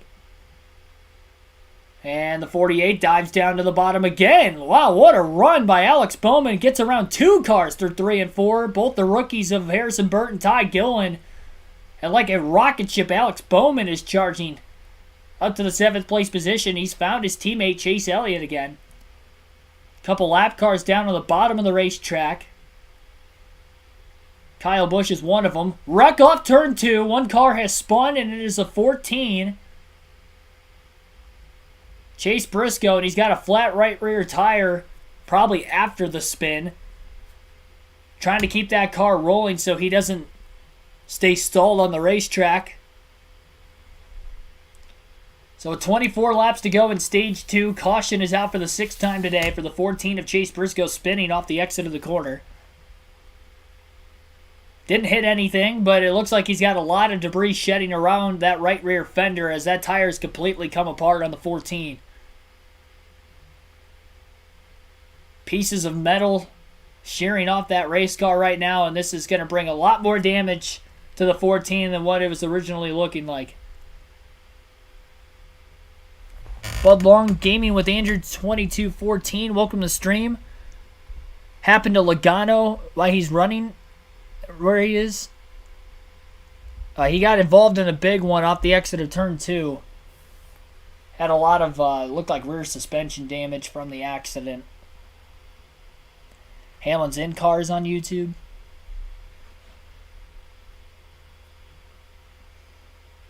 It definitely looked like he was all by himself. And it looked like he may have just lost it, considering it didn't really look like the tire was down going into the corner. And I thought when I saw him sliding sideways in the middle of the corner that it had looked like he was on air with the right rear. Until middle of the slide, it looked like it popped. Got some cars on pit road right now, led by Eric Jones in the back half of the top 10 and others. Eric Jones, you see there in the 43, the balance not bad. He said, I'm just not fast enough to pass cars. They call 4 tires for Eric Jones in that 43. Denny Hamlin said he wanted to come to pit road in the 11 car with a description I've never heard. He called it pedestrian. I guess that means not very good. We'll probably have this restart with less than 20 laps to go in Stage 2. It'll be interesting to see if they get back down to a single-file train line again before the end of the stage, or if they'll just try to run out the rest of the stage battling for every point they possibly can get. We've got the NASCAR 2022 Classic commercial of saving at the pump.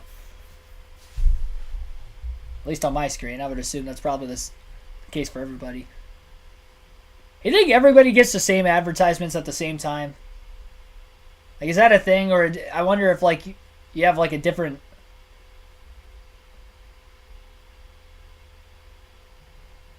region, if you live in a different region of the country. I know, like, local, when they show the local advertisements, those are obviously going to be different. But I wonder if everything else is the same.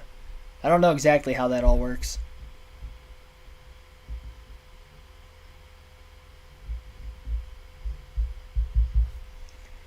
Reached almost 300 people watching just a little bit ago. I say it a lot throughout the course of the stream, but again, hit that like button. Helps these streams out a ton. Subscribe for more daily NASCAR content.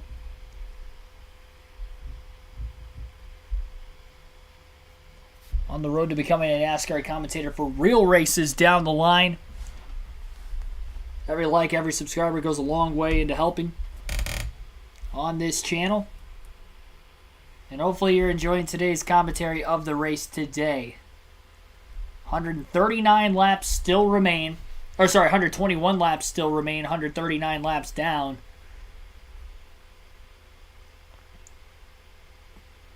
Still 9 different leaders in today's race. And currently Chase Elliott has led the most laps with 48 laps led. Second most is Byron, who has led for a large majority of Stage 2 with 34 laps led. Elliott won stage 1 earlier on, getting another playoff point. And that was actually, I got the Truck Series points on still. That was the 4th stage win of the season for Chase Elliott, when he had received that stage win. Watch me fly to World Series. Welcome to the stream. Who wrecked? Involved in the big one was Joey Logano, Austin Dillon, Martin Truex Jr., Kurt Busch, Michael McDowell, Noah Gragson, Kyle Busch, Kyle Larson, and Christopher Bell. The only drivers that are actually out of the race virtue of accidents today: BJ McLeod, Austin Dillon, Noah Gragson, Chris Buescher. Everybody else is still in the race, but there are only 29 cars on the lead lap. Despite having that flat tire in the midst of the spin, bringing out the last caution, Chase Briscoe is still on the lead lap. Did not get the one-to-go signal this time. It's crazy how bare bones the stands is today at Atlanta, because when I was there in the spring, that place was packed. There were a lot of people there, and I wonder if some of it, maybe the threatening of weather, a little bit later on. Again, we don't know if we're going to get all 400 miles in. It's probably going to ramp up the intensity now that we're past halfway. This race will be official if it does rain. Just over 300 people watching now. Again, thanks for everybody tuning in. I do think we can get to that goal of 200 likes. We may get to 2,500 subscribers today too. That's another that's another goal for today, at least on the channel and with this live stream. Who just wrecked? It was Chase Briscoe. Briscoe had spun. Still on the lead lap. Looked like he lost control on turn 2. That has been the trouble corner today. Every accident we have seen has been in turn 2, except for when Chris Buescher had a blown right front tire. It was in the middle of 3 and 4.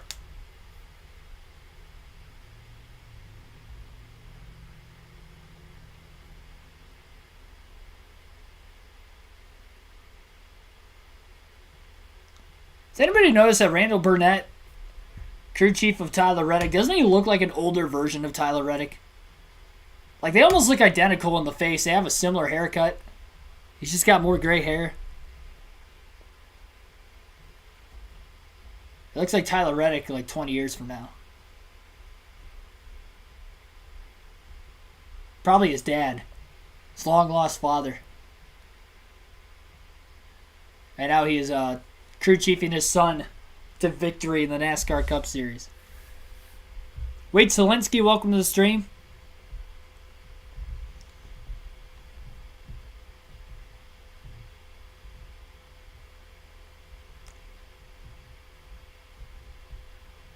So everybody in the top 14 stayed out. 15th on back was on pit road during this current caution. They'll have a little bit more fuel in the car, which means they may not have as long of a stop during the stage break, but those other cars stayed out to get that track position and try to get themselves some stage points. Christopher Bell, probably in more dire need of stage points than anybody else right now, considering he is the last driver above the cutoff line, only 20 points to the good on Kevin Harvick into today's race. Harvick didn't get any stage points at stage 1. Bell had 1 stage point in stage 1. He finished 10th in the first stage. They'll be going green this time by William Byron on the front row on the outside. Tyler Reddick will be inside of row 2.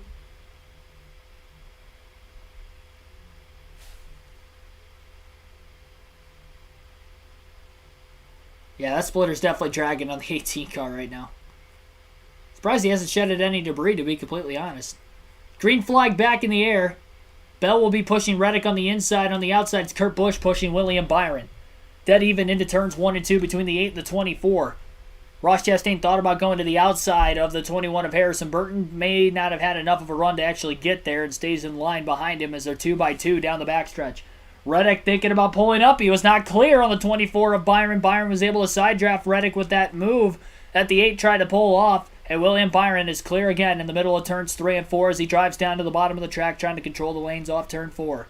17 laps to go in stage 2. William Byron trying to get the stage win and add another playoff point to what has been a pretty much lackluster year over the last several weeks for Byron.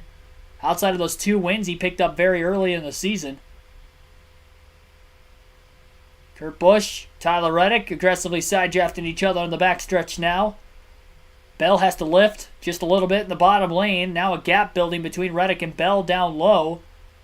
While on the outside, Kurt Busch, Ryan Blaney staying close together. Byron pulls up. Busch has a run into turn 1, but he can't pull to the inside because Reddick is still there. And Reddick, out of nowhere, got a launch from the 20 of Bell. He clears Busch on the outside off turn 2 and moves to the outside lane, as does William Byron trying to control. Kurt Busch will slingshot himself down to the inside on the double yellow, or double white line, I guess, at Atlanta.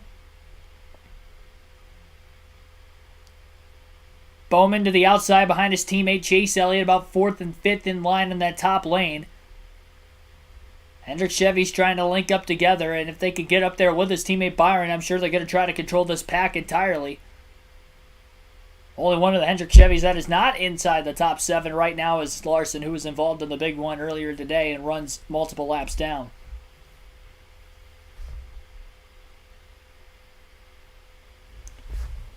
Carmen Hatch, welcome to the stream. Winners Camp, welcome. Well, thank you guys for tuning in. Byron could not block both lanes well that time into turns 1 and 2. He loses the outside. Ryan Blaney will push Tyler Reddick to the lead. And Reddick is well clear into turn 3. And in fact, Blaney's clear of the 24 of Byron underneath them as well. Really tight side-by-side battle a little further back as Corey LaJoie makes a pass on the 1 of Ross Chastain for 10th place. Let's get a space apart the top 9. Gap building, and LaJoie has a run to the back bumper of Burton. Doesn't go anywhere with it in the middle of the corner, but to stay on the outside. Lack of numbers building on the bottom again. Byron, Kurt Busch, Christopher Bell are the 3 cars on the inside. First 3 on the outside are Reddick, Blaney, and Elliott. Reddick has had a pretty strong car through most of the day today. He has led laps now multiple times in this stage alone. And after getting his first career win a week ago, he is really, really working on trying to get those back-to-back wins. It's amazing how much more confidence he's probably building after that win last week. Knowing that he has finally done it and he can win at the top level in the Cup Series after coming so close so many times this season alone. Prior to last week. Lamorris Jordan, welcome. I'm doing pretty well. Hopefully you're doing well also and enjoying today's race. Whether you're just watching on TV and listening to the commentary, or this is your only avenue to listen or have any idea of what's going on in today's Cup race at Atlanta. They'll have 10 laps to go this time by in the stage. Top 5, Tyler Reddick is the leader. Ryan Blaney 2nd. William Byron 3rd and Chase Elliott 4th. Alex Bowman rounds out the top 5 right now. 4 Chevrolets and 1 Ford in the top 5. 3 of them Hendrick Chevys. Then you have an RCR Chevrolet and a Penske Ford.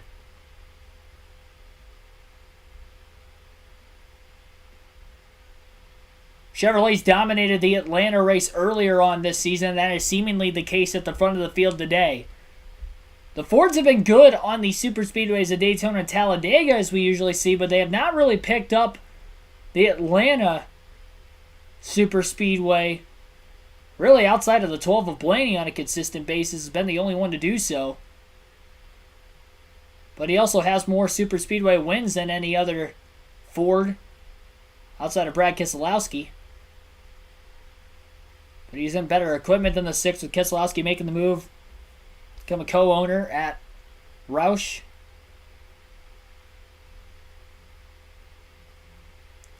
Byron Elliott side by side for 3rd. Surprised that the Chevrolets of Elliott and Bowman have not allowed the 24 to hop in line with them. Kurt Busch abandons the bottom behind William Byron to move to the outside behind the 48. There was a gap there for Byron to move up, but he did not move up in time. 45 of Busch reacted too quickly. Byron had a chance to move up again in front of Keselowski in the 6, but chose not to.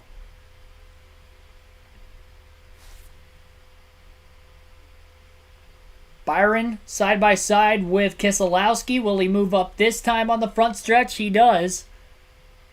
Big run into turns 1 and 2. Elliott goes to the inside, makes the pass on Blaney, but Reddick made a clean block down to the bottom to hold on to the lead.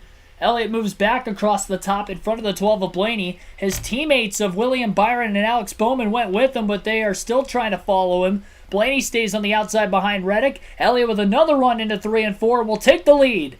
Off turn 4, 6 to go, stage number 2. And Chase Elliott leads at his home track once again today.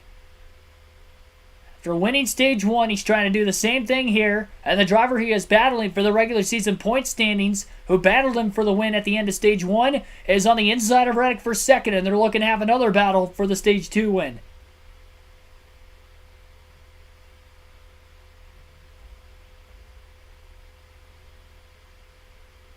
Not enough momentum right now built up for the 12, and I wonder if he's just not getting help from the 48 and the 24, considering their teammates with Elliott. But either way, they're all going backwards and all battle for stage points, so I don't think that's the case. Maybe the 48 is just not as good of a push car. Elliott has seemed like he has had the fastest car in the field and has been able to make the most moves on any other driver today, whether at the front or in the middle of the pack. Blaney finally able to get to the outside in front of Brad Keselowski, his former teammate, in 4th place. Top 5, single file on the outside lane. 4 laps to go now at stage 2. Elliott, Reddick, Kurt Busch, Blaney, Keselowski. 1st through 5th. Harrison Burton 6th. Alex Bowman 7th. Christopher Bell is 8th. Ross Chastain 9th. And Corey LaJoie rounds out the top 10.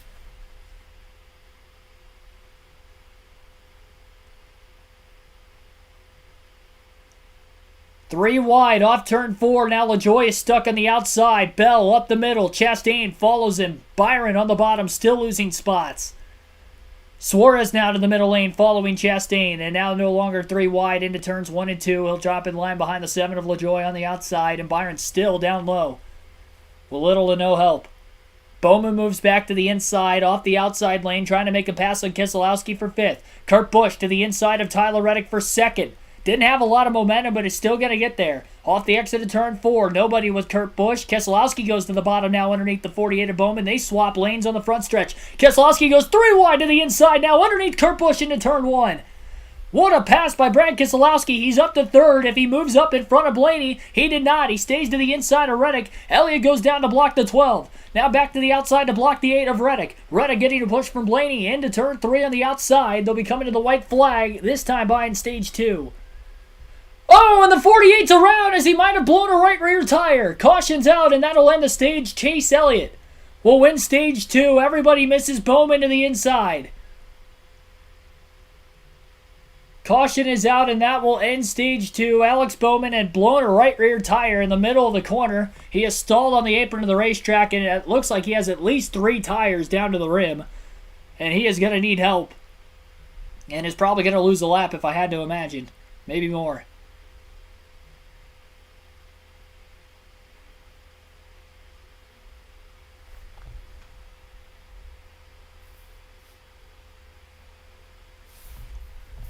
Ronnie French, Jennifer Schoser, Brian Chastain, welcome to the stream as well. New viewers into the chat. Bowman at least 1 lap down. Safety crews there trying to get him to pit road. Chase Elliott has won stage number 2, sweeping the stages today at Atlanta. That is his 5th stage win of the season. Tyler Reddick will finish 2nd in the stage. Keselowski 3rd. Blaney 4th. Kurt Busch rounds out the top 5.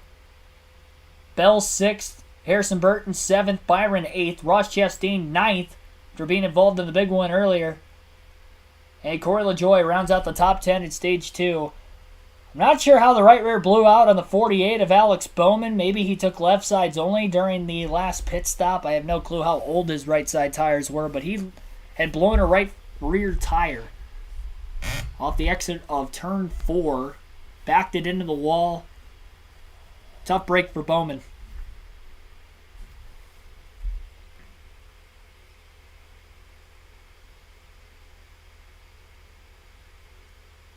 Yeah, Peacock not broadcasting the race. I think they only have Peacock for the main NBC races. That's the way it was last year when they first started having races on Peacock in the playoffs. I noticed if the race was on cable, then it wasn't on Peacock. But if it was on cable television, cable television, then... Or not cable. I should say if the race was not on the main NBC network, it wasn't on Peacock. If it was on the main NBC network, then it was on Peacock, which is weird because most people probably have an antenna in their house but don't pay for cable.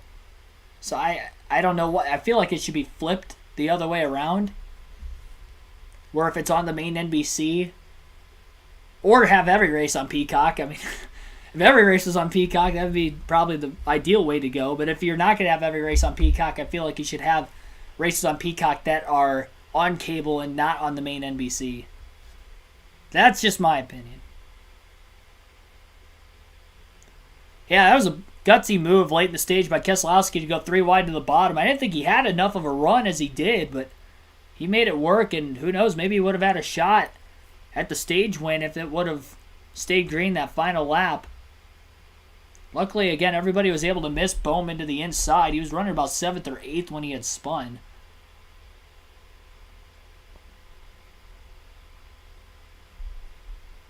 I'm just shocked at the damage on Chastain's car that he is. And again, the sad part is he was the one that caused the big one that took other drivers out of the race. And yet, he is in 9th at the end of stage 2. With duct tape all over both of the left front and right front fenders of his race car. Final stage will be 100 laps, same length as stage number 2. They will have to pit at some point during this stage if it did go green all the way through. That caution would have ran into the end of stage 2. Or did run into the end of stage 2. That was the 7th yellow of the race.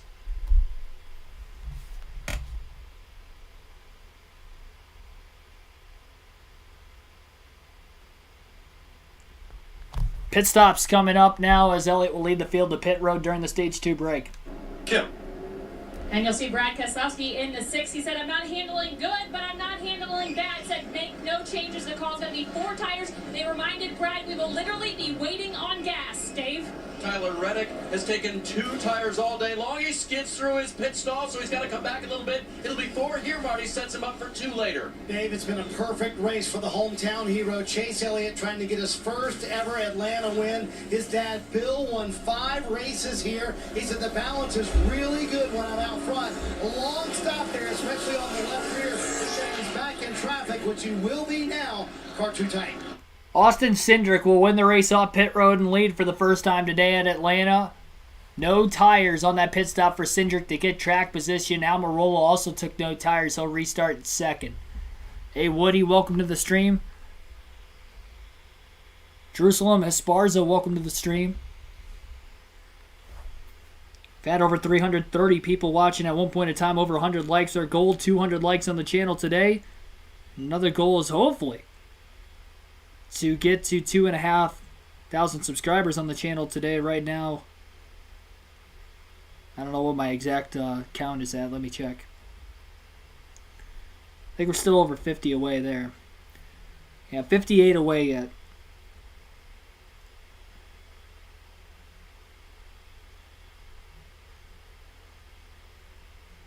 I've been good. Hopefully you've been good as well today, enjoying the race. Mark Vickers, welcome. And we'll see in this final stage if we can get over 600 viewers watching. If so, that'll be the 4th consecutive Cup race on the channel that we will have hit those numbers. Jimmy Oglesby, welcome. How many laps down is Logano? I think he's 2 down right now. He must have taken the wave around during one of those late cautions. Because he was 3 down. He scored 2 down right now. McDowell was 4 down. Now he scored 2. Or 3, rather. Alex Bowman lost 4 laps during this caution trying to get his car to pit road. That's going to take him out of the race.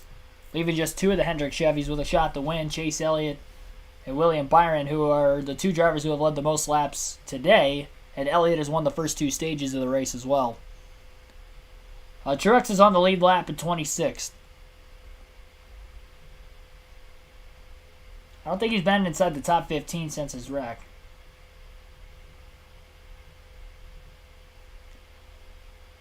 spotlight drivers at the end of Stage 2, or at least for the start of Stage 3, and where they will be running heading to this restart. My must-have picks, Chase Elliott, Kyle Busch. Elliott inside the top 10 has won the first 2 stages. Kyle Busch is on the lead lap in 29th. I think he took the wave around during both the stage break as well as the 14 car of Briscoe spinning, because he was a couple laps down, but now he's back on the lead lap. I still don't think he's fast enough to stay in the draft, but if we get enough cars out of the race, maybe he still has a shot at the top 10. You never know. 2 underdog picks today were Eric Jones and Bubba Wallace. Wallace is currently back at 25th. Has been having issues with the rear of the race car today. And he has been outside the top 15 pretty much all race. And then Eric Jones was the other driver on the sleeper / underdog pick. And currently Jones is in 3rd. Looking at a shot to win this race and lock himself into the playoffs. Came close to winning on the last superspeedway race at Talladega. Jones led to the white flag before getting passed on the final lap. Ricky Stenhouse Jr. has pulled into the garage, some sort of an issue on the 47 car.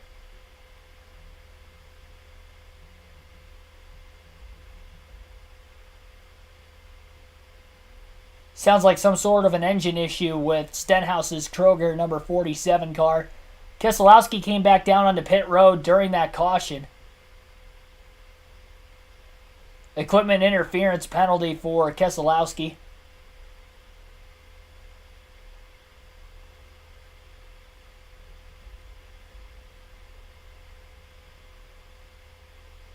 Equipment interference penalty essentially is because of the front tire, right front tire that came off of the 6 car rolled into the 41 of Custer's pit box as Custer was entering onto pit road, impeding with the pit stop of Custer's race car.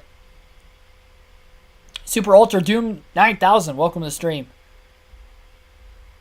Whose car just crashed out? Alex Bowman, but he's not out of the race, but he is 5 laps down right now, unfortunately. Green flag back in the air. Cindric elects the outside on the restart. First car on the bottom line is Eric Almirola in the 10.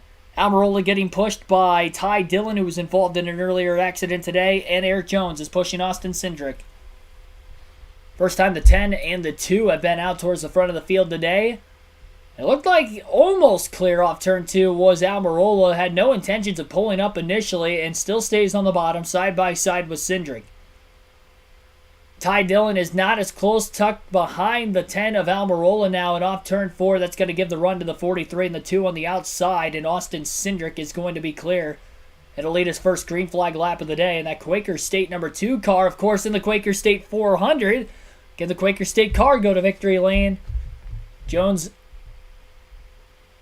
gave him a great push on the front stretch. Cindric won the season opening Daytona 500, so obviously he has a win in the Cup Series on a super speedway. It's the first we've seen his car at the front of the field today. His teammate Ryan Blaney's been up towards the front most of the day, so if those two could find each other, they could try to work together.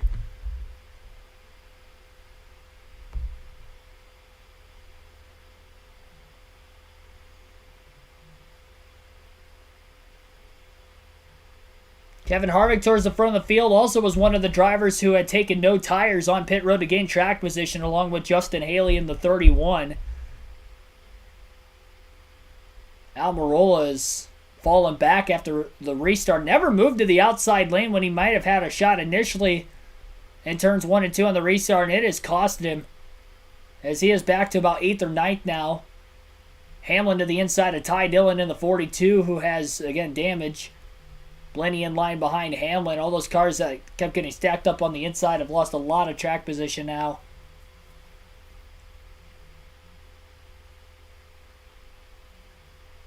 Almirola finally got to the outside in front of Denny Hamlin, but has fallen all the way back to the 10th place position before doing so. Truex is in the playoffs as of right now, but he's not locked in. He doesn't have a win yet this season. He's only 61 points to the good coming in, which is a full race worth of points, but if we get another winner below the cutoff line like we've seen so many times already this year, then he'd be the last driver in, and he was only 41 points ahead of Bell. Bell scored stage points, and he got big wreck in turns 3 and 4. Byron's around. Bubba Wallace, Brad Keselowski involved. Ty Dillon, Cody Ware, Tyler Reddick is in it.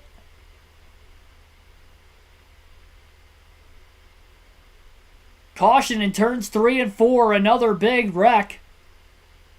This one taking about 7 or 8 cars. Heavy damage to Tyler Reddick, Chevrolet. He's led some laps today. Byron's led a lot of laps. He's got heavy damage.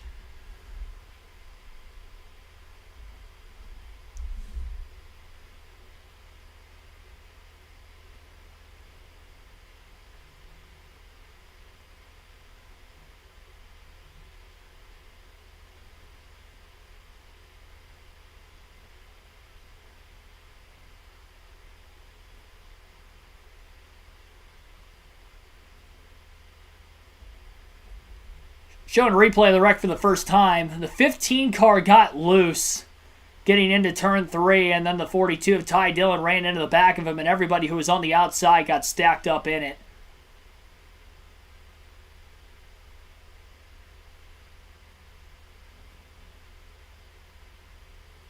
The 15 car wiggled around quite a bit getting into the corner, which caused the stack up. Again, Ty Dillon, Tyler Reddick, William Byron all ran into the back of him.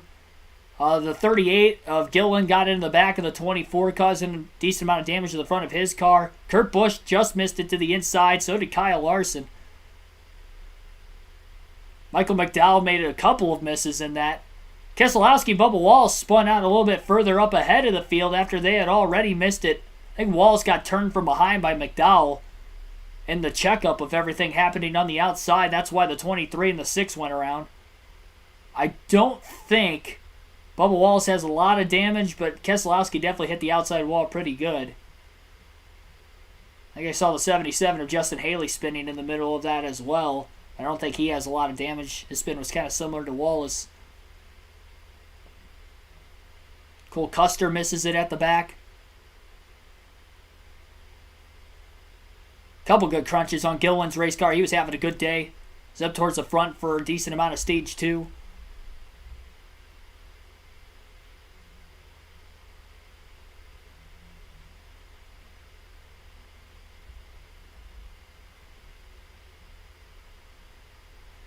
That was a weird situation. It was tough to tell what went down with Garrett Smithley in the 15. I don't know if he had a problem when he got a little loose into turn 3, or maybe he got tight and then overcorrected it in the dirty air behind Blaney getting into the corner, but whatever the case was, he was the start of it, and there was just nowhere to go for everybody tucked in line on the outside behind him just a couple laps after the restart. Byron's pulling to the garage. His day will come to an end. And that is only going to leave one Hendrick car left in this race. That has a shot to win, and that's Chase Elliott, the man who has dominated the day. He's led the most laps so far and won the first 2 stages. Byron pulls into the garage.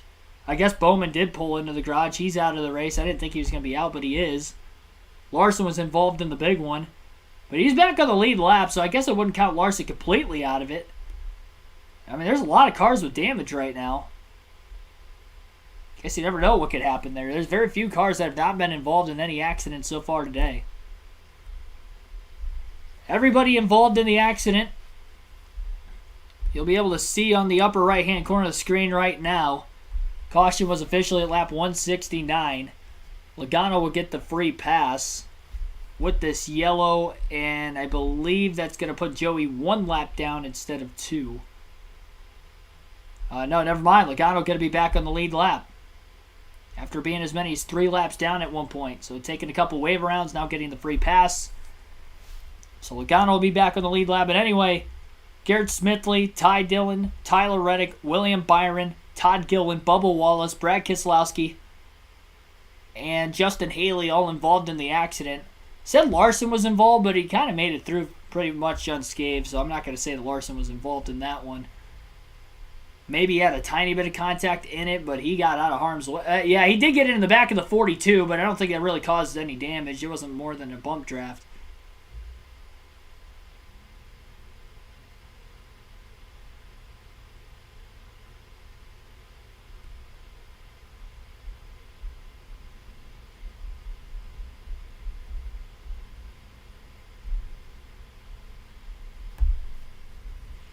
Nick Allen, welcome to the stream. Has to be the first time NASCAR has done a USA channel only race. Somehow I didn't realize didn't have USA until today. Thanks for the coverage. Appreciate you tuning in, and thanks for enjoying.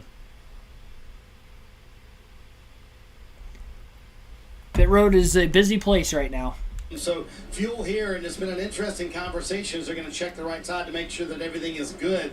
Fuel here for everybody coming down pit road, Steve. So that's the game today. How short can you make your next stop to be able to make it to the end of the race? Chase Elliott and Alan Gustafson, a long conversation about that under this caution too. So Rick, here. Kurt Busch coming back onto pit road to top off right now. They are still outside the pit window to make it to the end of this race on fuel, but a couple drivers coming in that were towards the back of the lead lap. Kurt Busch was in the top 10, so it's kind of interesting he came down. He was ahead of that accident. Down to just 24 cars on the lead lap after this next accident, taking out a lot of drivers that were running pretty much just outside the top 10. Knocking more of them out of the race, or at least off the lead lap if they're still in it.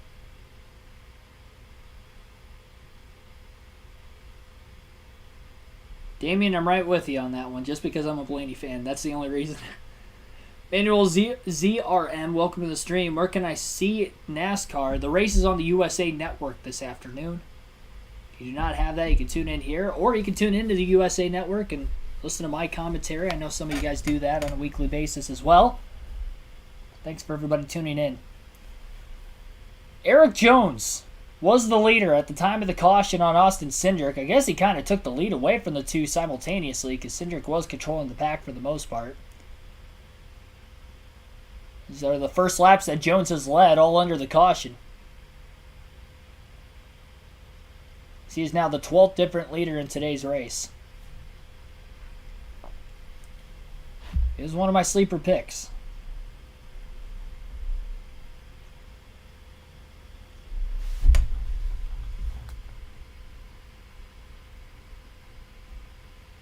I'm leading in the league with you in second.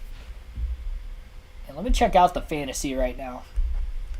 You guys get to see my fantasy team coming into today's race. Oh. Yeah, and Bubba Wallace in the garage for this one. He hasn't been having as good of a day as I thought he was going to, but I had Ross Chastain in the lineup. He had 10 stage points. He was involved in a wreck earlier, but he's still running particularly well. He is actually in 5th currently. Chase Elliott won the first 2 stages. He's in the top 10 still. Blaney right around 10th place. He's been in the top 10 all day. 14 stage points for him. Kyle Busch had 5 stage points back in stage 1. He got involved in a wreck, but he's still limping around out there, and as of right now is on the lead lap. Wallace is a lap down after this latest accident. And Eric Jones leads the race. No stage points for him, but obviously leading the race. So far, so good for him. As far as bonus points go, Bubba Wallace is ahead of McDowell right now. Blaney is ahead of Truex currently. Harvick's ahead of Keselowski. And Austin Dillon did not beat out Reddick today. Both cars out of the race.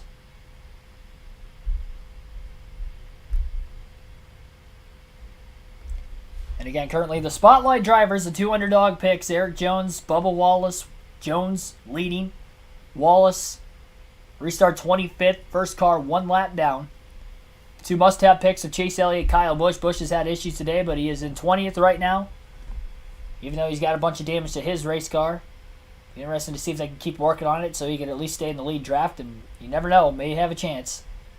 Chase Elliott's in 3rd currently. And the 2 don't have picks, who I said we're going to finish outside the top 10 today, bare minimum. Joey Logano, who is actually back on the lead lap in 23rd after being involved in the big one earlier. Looked like he had also quite a bit of damage. Great job getting to work on that car. And the other don't have was Christopher Bell. He's been in the top 10 all day. He's been proving me wrong up to this point. It's all about where you finish, though. Not running leading up to that.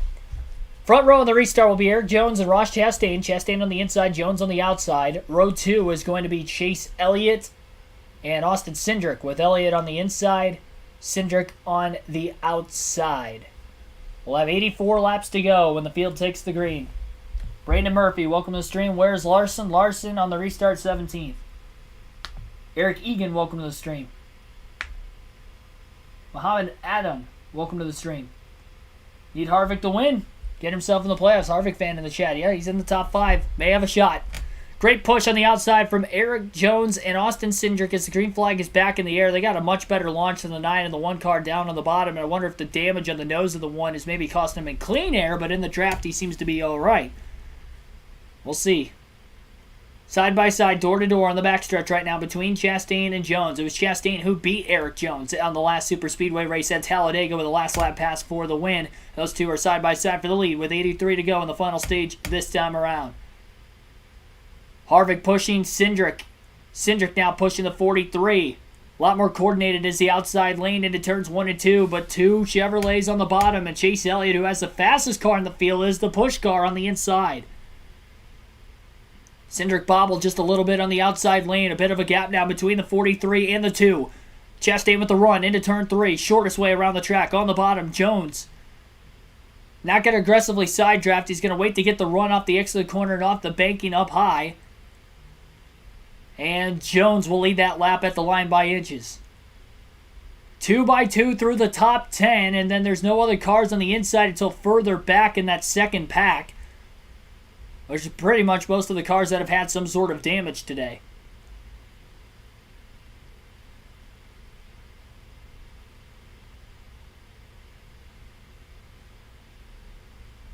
Still pretty even between Chastain and Jones. Chastain going up the track to side draft Jones up the exit of turn 4. A little bit tighter that time. Middle of the front stretch, he's doing the same thing.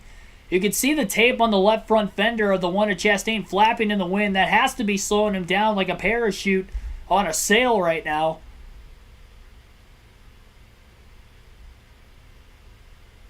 Elliott is bump drafting Chastain and is going to bump draft him to the lead into turns 3 and 4. Chastain may be a sitting duck, though, with the damage out in front. And with the fastest car at second place right behind him. Elliott is clear to the outside if he chooses to move up in front of the 43. Maybe waiting for Jones to get a bit of a run before moving up. Smart move from Elliott. And now one car goes to the outside. That's Christopher Bell to block Jones. And Elliott goes up in front of Bell. Corey LaJoie inside the top 5 now. Bell gets loose in the middle of 3 and 4. Catches the car down the racetrack. Closing in on the 15 of Garrett Smithley, who's down on the apron trying to stay out of the way as they still remain 3 wide to the outside of him. Big catch by the 20 of Bell, and Corey LaJoie's up to 3rd, passing the 20 after that mistake from the Bell's race car. Bell is able to get back up into the outside. He only lost 1 position in that, but that definitely stacked up a lot of the cars behind him. 1 second separating the top 9. Truex back inside the top 10 after damage earlier in the big one.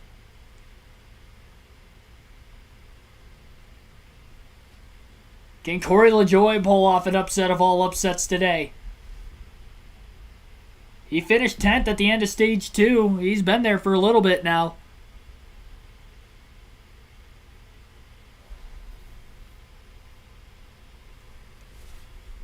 Best career finish was at Atlanta earlier this season for LaJoie, where he finished in 5th place.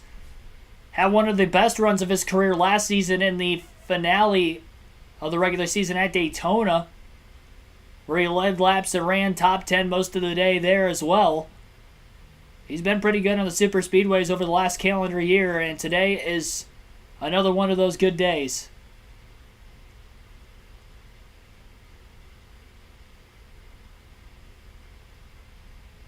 .76 laps to go and counting.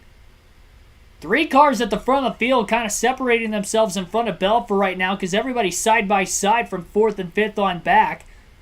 I think Elliott being in that 3-car pack at the front, knowing he has one of the fastest cars in the field, is helping those top 3 stay organized.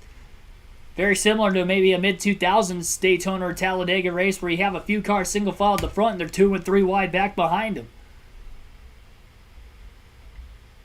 Ashton G, welcome to the stream.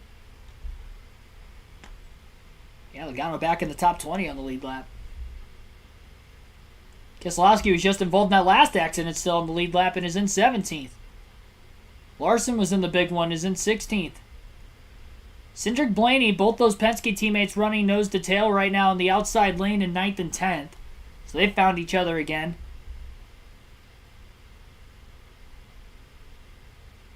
We got a little bit further back, though, to try and work with them. Cindric actually got to the inside of Daniel Suarez, trying to take over a spot there. I'm not sure if he was able to complete the pass or not. It didn't look like he was.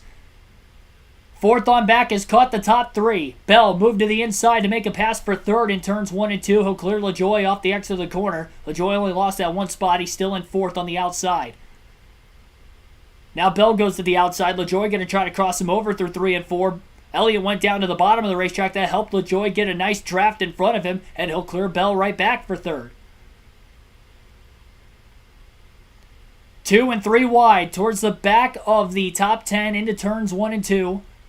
Eric Jones now making a pass on the bottom underneath of Denny Hamlin. Now to the inside of another Toyota, Christopher Bell, getting around nearly 2 cars, but can't clear Bell off the exit of the corner. Hamlin bump drafts Christopher Bell on the backstretch now to keep those Toyotas in front of the 43 of Jones.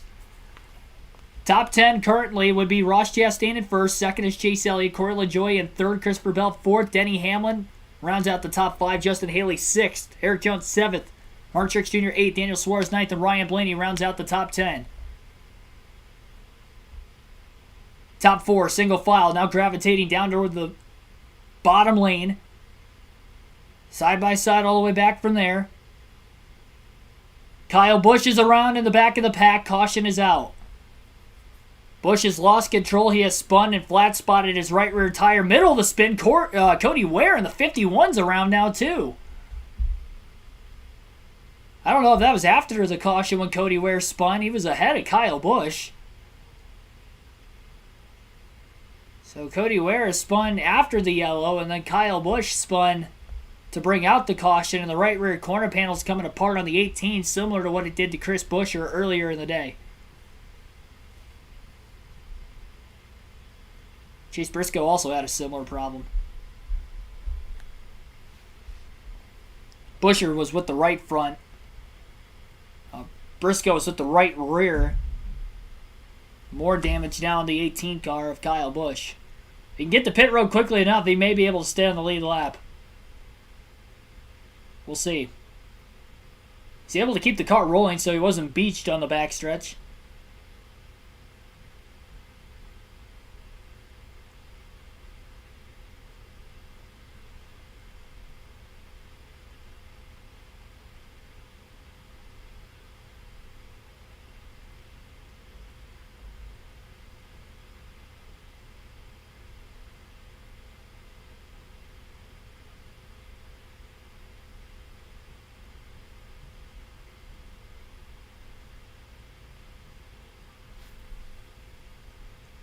So Cody Ware was ahead of the spin of Kyle Busch. He was down on the apron. He probably had contact from behind by Busch.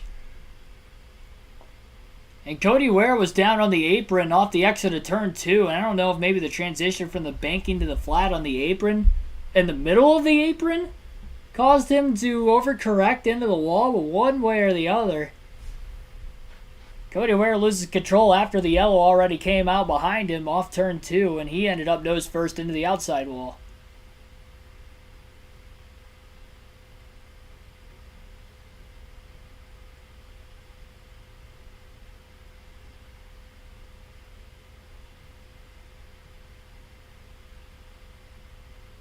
I had no clue Reed Sorensen was a spotter in the Cup Series now. Anybody else know that? I didn't even know he was still in NASCAR, to be completely honest. I thought he was just kind of doing whatever he was doing in retirement. I guess he's a spotter in the Cup Series. Tate Flagg, welcome to the stream.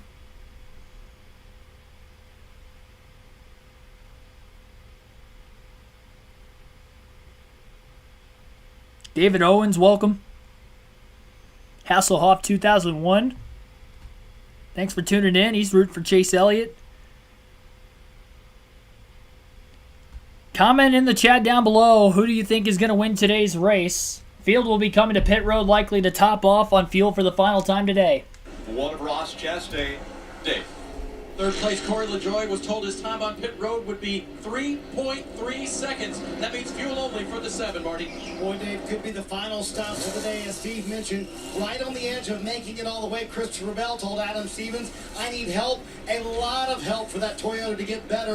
Ross Chastain was surprised how good the car was out front. Right side tires for him, also right side tires for Chase Elliott as well. Happy with the handling, and there you go. How about Corey LaJoie, the no-tire call? He leaves pit road with the lead. There it is, LaJoie in the lead after not taking any tires on pit road. Daniel Suarez and Ryan Blaney also took no tires in the top 10, but LaJoie will be the leader. Everybody else pretty much took 2 tires. I don't think anybody, at least in the top 10, took 4. Alan McCain, he's pulling for Chase Elliott too. He's definitely been the most dominant car today. He's going to be the one to beat. Glendon Hartwell, welcome. Rod G, he's rooting for Corey LaJoie. I think it'd be cool to see a LaJoie win. Corey LaJoie Cup Series win. For Spire Motorsports, remember they do have a win on a super speedway in the Cup Series before when Justin Haley won a range-shortened Daytona Summer Race back in 2019 when Haley ran part-time for that team. It was in just his, what was it, third career start, second career start in the Cup Series where he got the win. Barney, welcome to the stream. Best commentary online, thank you. Who is all out? Alright, cars out of the race right now. Ty Dillon, Tyler Reddick, William Byron, Ricky Stenhouse Jr., Alex Bowman, Chris Buescher, Noah Gragson, Austin Dillon, BJ McLeod are all out of the race. Kyle Busch is 1 lap down for spinning in this last accident. Michael McDowell still 2 down for being involved in a couple accidents earlier today. Garrett Smithley is 7 laps down, but I think he's still on the track. 24 cars on the lead lap. And I think Cody Ware is still on the lead lap as well as Kyle Busch is a lap down, but Cody Ware is still on the lead lap despite spinning there.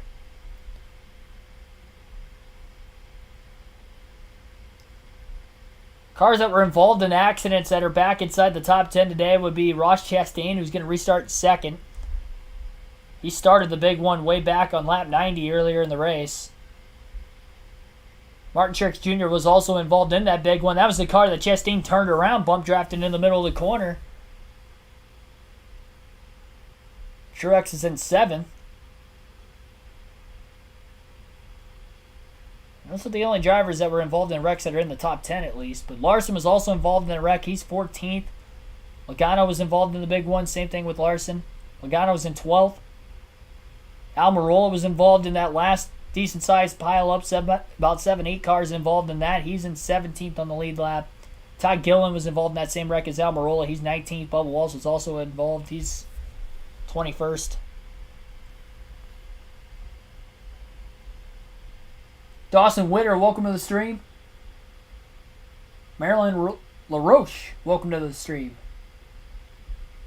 A lot of people rooting for Corey LaJoie and Chase Elliott, looks like in the chat. A couple Harvick picks. All those drivers sitting in the top 10 right now. 2 of them on the front row of Corey LaJoie, Chase Elliott.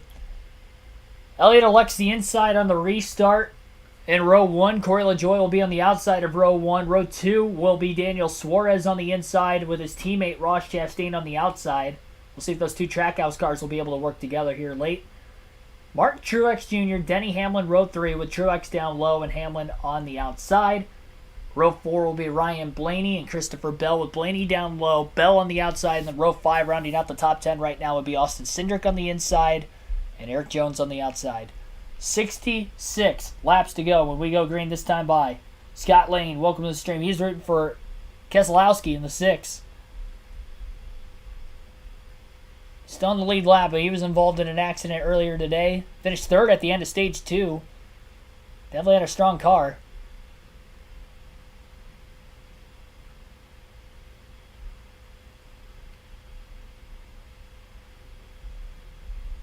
Chris Carey Hall walks.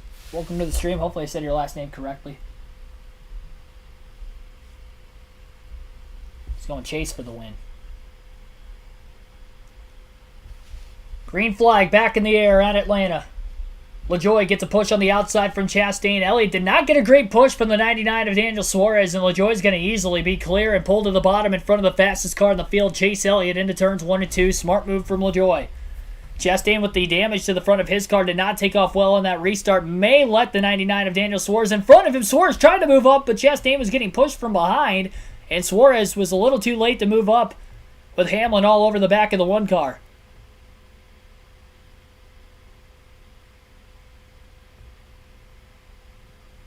Suarez hung out on the inside line. Truex a little bit too far behind him, and Truex has damage from an earlier accident. Top 5 single file now on the outside lane. And then side by side for about 6th on back between Suarez and Bell. Corey LaJoy back to the outside, followed by Elliott, Chastain, and Hamlin. Elliott looking for a run on Chastain.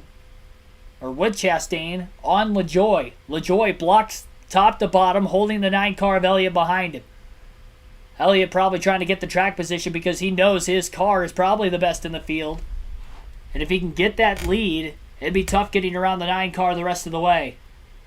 64 to go, off turn 2 this time. LaJoy, a little bit of a gap between himself and Elliott. Elliott pulling up to get a run, but never made a move on LaJoy that time. It stays in line. He'll be a little patient. LaJoy coming off the top lane just a little bit. Runs the middle through 3 and 4. Another gap building, though, between Elliott and LaJoy this time. Every time there's a gap, I keep thinking Elliott's going to make a move, but he has not done that yet. And it'll be interesting to see if any cars behind him will make the move. We know Chastain to be aggressive. He's in 3rd. He may make the move if Elliott doesn't make it soon enough, especially if the inside lane starts to propel forward. Suarez was on the inside leading the pack, jumps in line between Eric Jones and Christopher Bell. On the outside, Suarez will be in 6th. Corey LaJoy, Chase Elliott, Ross Chastain, Denny Hamlin, Christopher Bell is the top 5 with 62 to go at Atlanta. This 1.5-mile super speedway, the top looks like 14 are separated by 1 second, whether they are with damage or without. Again, 24 cars on the lead lap that still have a shot to win this race. And a couple that are 1 lap down battling for the free pass position of Michael McDowell and Kyle Busch if we get another yellow late. I would not doubt if that was not the last restart of the race that we just saw moments ago. Martin Truex Jr. still battling back into this one. He's got help from another Toyota, Kurt Busch. And now Ross Chastain moves down in front of Truex. And he'll get to the inside of Chase Elliott. Elliott was waiting a little patiently, and Chastain didn't want to be patient anymore. He'll go to the bottom lane. He'll get a push from the 19 car. Remember, as the 19 got spun out by Chastain earlier in the day. He gave the one a massive shot into turn 3, and now Ross Chastain is battling to the inside of Corey LaJoy for the lead off turn 4. Side by side to the front stretch. LaJoy leads that lap by about a half a car length, and he'll be able to pull clear in the 1 and 2 again. He stays on the outside with the 9 of Chase Elliott tucked in line behind him. Hamlin and Bell behind Elliott. Chastain probably going to get another push, I'd have to imagine, from the 19 of Truex again on the back straightaway. No physical push that time, and LaJoy cuts down to the bottom in front of Chastain. Chastain goes a bit wide, might have had the dirty air. Pushed on the nose with the 7 down on the bottom lane in front of him, and now LaJoy back to the outside on the front stretch in front of Elliott. Elliott staying on the outside, now moves to the bottom. He's underneath LaJoy into turn 1. Chase Elliott for the lead into 1 and 2. LaJoy goes down the track to side draft the right rear corner panel of Elliott. Elliott could not clear. Side by side from the lead on back. Chastain pushes Elliott into 3. Elliott with the run. Clear high. Chase Elliott back out in front. Georgia native leads again today with 58 to go, and that crowd's got to be just, ecstatic. LaJoy with a crossover into turns 1 and 2, trying to get back around Elliott. He's clear. He moves up. Elliott with another crossover down to the bottom. LaJoy's almost in the wall. What a battle for the lead between Corey LaJoy and Chase Elliott. They're stacking up behind him a little more. LaJoy and Elliott side by side with Elliott down low again, and LaJoy to the outside. Chastain will move up high. He'll abandon Elliott down low, and he'll push LaJoy into turn 1. Somehow Chastain got in between the 11 of Hamlin and the 7 of LaJoy. Truex is on the bottom with the 9 of Elliott. He's been a good push car as of this last restart, but he's a little too far behind Elliott to give him a push that time into 3.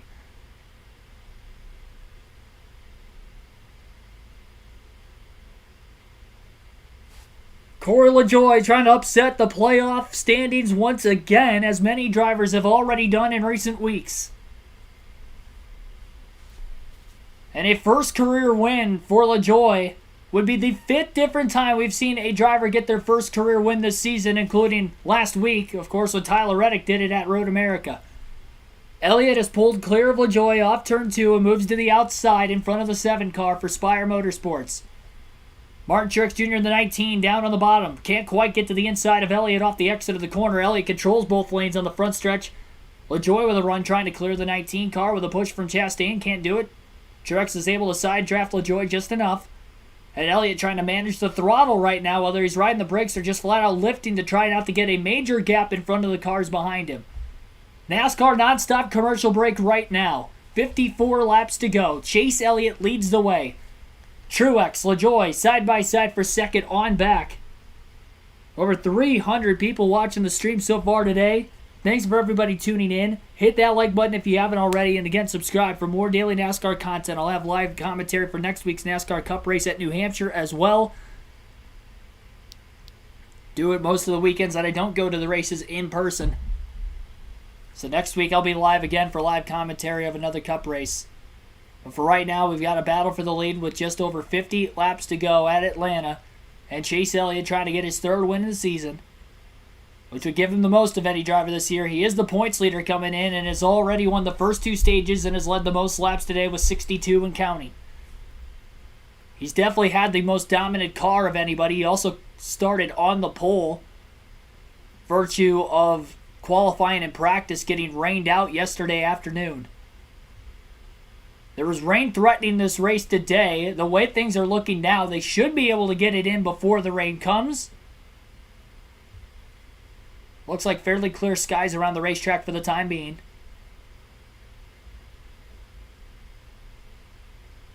Elliott still controlling top to bottom right now. Corey LaJoie, Truex still side by side. Then Chastain, Kurt Busch side by side behind them as they battle for 4th. Top 13 separated by 1 second. The entire lead pack of 21 cars is separated by 2.5 seconds. All with a shot to win. Under the right circumstances with 51 laps to go.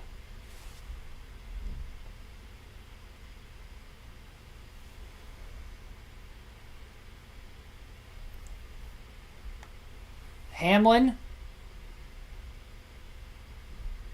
trying to keep that outside organized. He gave a big push to Ross Chastain in the 1 down the back straightaway. Just trying to keep the outside more organized. Still more cars on the outside than the bottom. That has been the case on the straightaways primarily throughout the course of the race today. Truex may be clear of Corey LaJoie off the exit of turn 2. He is. He moves up in front of the 7. Truex to second. And that's 1 less car now on the bottom lane. Kurt Busch side drafts Corey LaJoie, trying to pull him back to stay alongside. Blaney is on the inside behind Kurt Busch now. Blaney is clear of Ross Chastain. If he decides to move up, he does not. He stays in line behind Busch. Blaney being a little patient there, didn't want to make the aggressive move at that time. Tightly bunched together into 1 and 2 was LaJoie and Busch door to door that time into turn 1. Blaney has had a really fast car today, and honestly, of all the cars that have challenged Elliott for the lead late in the stages, it was Blaney both times who had a shot to get around him but couldn't do it. Ran out of time last stage with that late caution, and then stage 1, Elliott just outdueled him on that final lap when they were side by side to the line, going to the final lap of the stage. LaJoie is pulled back to the outside of Truex. Truex went down to the bottom into 3 and 4. He couldn't get alongside Elliott, and that gave the run to LaJoie back up high with a push from Chastain again.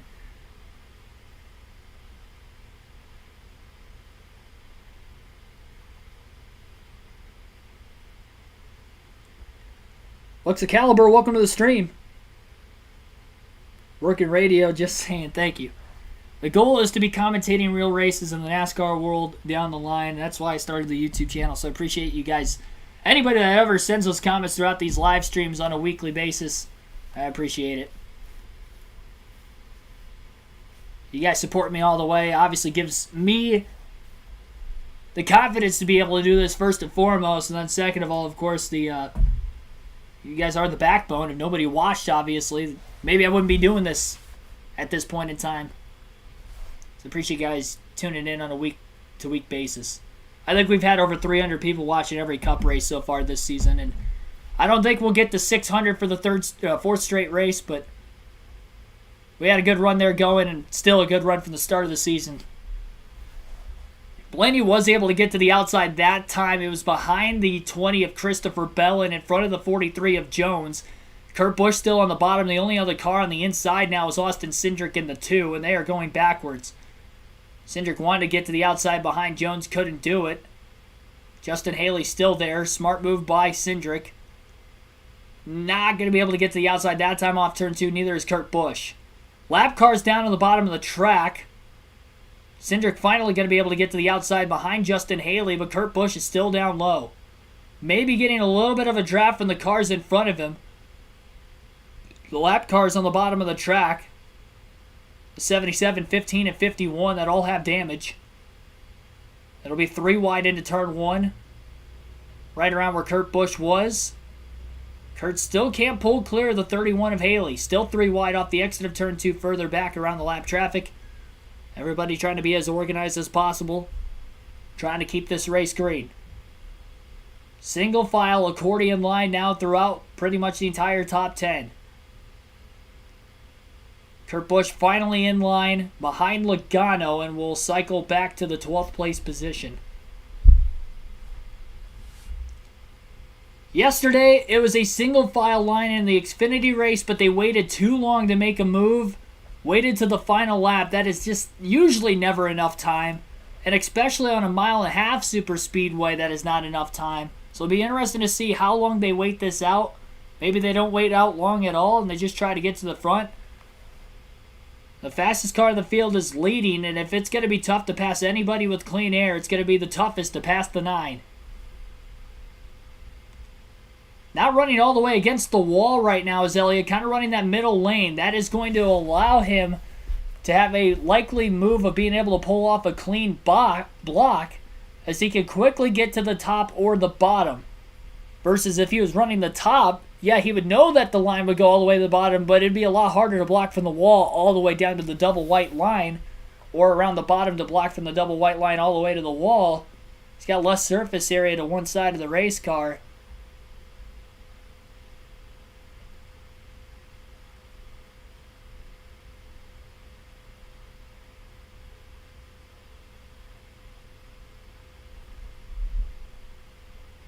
Lee Wilcox, welcome to the stream. Still see me on ESPN in the future, only if they bring NASCAR back. I wouldn't want to work there if they don't have... I mean, they technically have Formula One, but that's more Sky Sports. It's not really an ESPN thing. I'm not a huge fan of Formula One, though, either, so I don't know that I would want to do that. Ideally, if I even had a choice. LaJoy wins. He actually needs to finish 30th to actually qualify for the playoffs. This is true, but I think he would be right around there if he isn't already in the top 30. And obviously, he'd have a great points day today. That would probably propel him in the top 30 if he isn't already there. Especially Todd Gillett having his issues. I know he's right around 30th in points as well. 39 laps to go. Another NASCAR nonstop as the field is still single file throughout pretty much the entire field of whoever's left in this race. We'll go through our final full field running order so far today. Chase Elliott, who won the first 2 stages and has led 76 laps and counting, is your race leader by 1/10 of a second over Martin Truex Jr. Corey LaJoy is in third. He's 2/10 of a second off the race lead. Ross Chastain in fourth. 3/10 of a second off the lead, and Denny Hamlin rounds out the top 5. 4/10 of a second back from Elliott. Christopher Bell's in 6th, half a second off the lead. Ryan Blaney 7th, 6/10 of a second back. Eric Jones is in 8th, 8/10 of a second off the lead. Justin Haley in 9th, 9/10 of a second back. And Austin Cindric is 1 second off the lead in 10th. Joey Logano is in 11th, Daniel Suarez in 12th, 13th is Kurt Busch, 14th Harrison Burton, and Kyle Larson is 15th. 16th is Eric Almirola, Kevin Harvick back to 17th, Cole Custer 18th, Brad Keselowski 19th, and Bubba Wallace rounds out the top 20. 18 cars are in the lead pack right now, all separated by 2.1 seconds. and everybody from Keselowski and 19th on back are not in the lead draft. Chase Briscoe's in 21st, and the last car on the lead lap is Todd Gilliland in 22nd. Michael McDowell, first car lap down, is actually 2 laps down in 23rd. Landon Castle in 24th. Cody Ware is 25th. Kyle Busch is 26th. Garrett Smithley is 27th, 9 laps down. Then everybody from 28th on back is out of the race, with Ty Dillon finishing 28th today. Tyler Reddick finishing 29th. William Byron finishing 30th. Ricky Stenhouse Jr. 31st. Alex Bowman 32nd. 33rd is Chris Buescher. Noah Gragson 34th. Austin Dillon 35th. And BJ McLeod will end up finishing last in today's race.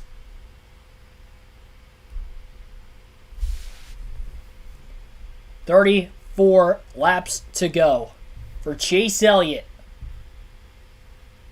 Managing the field. It's the calm before the storm, as I like to call it.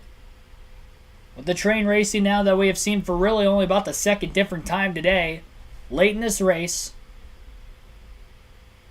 If I had to pick a car or a driver to be the first one to make that move of the leaders well before the end of the race, and I say well before the end, it'll probably be late in the race. I mean, we're already late in the race, all things considered, but I don't think it's going to be a wait till the last lap move like it was in the Xfinity race yesterday. I think Ross Chastain's probably going to be that guy, being in 4th place right now. He's already kind of taking peeks to the inside, testing if he has a run to see if somebody's going to go with him, and Denny Hamlin hasn't really been indicating that he wants to do so, at least right now.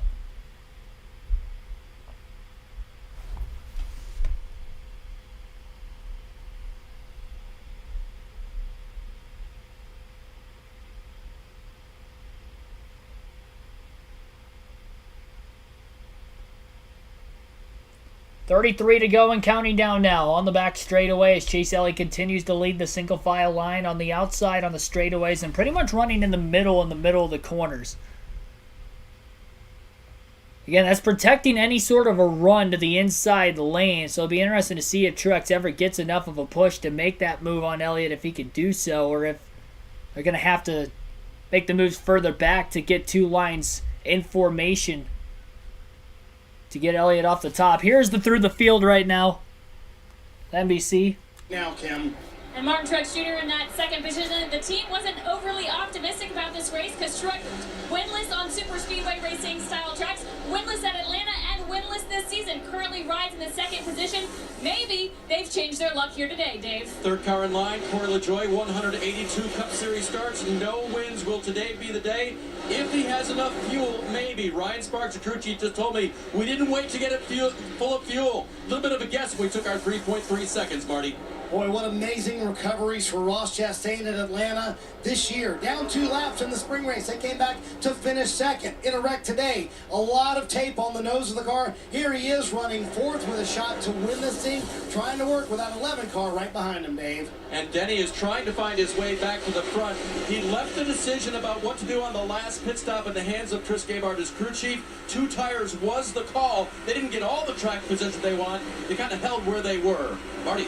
On that last stop, Dave, Christopher Bell said, I need a lot of help to his crew chief, Adam Stevens. Adam Stevens delivered, made the right chassis adjustments. Now, can the 20 get up there and work with his teammate who's right in front of him and get up to the front and take the lead and get his first win of the year, Dave? The Blue 12 is Ryan Blaney running 7th. He was told over the radio, what you're doing right now for fuel is good to get us through NASCAR overtime if we need it. Wow, that's something we didn't talk about with all these teams being close on fuel. Kim?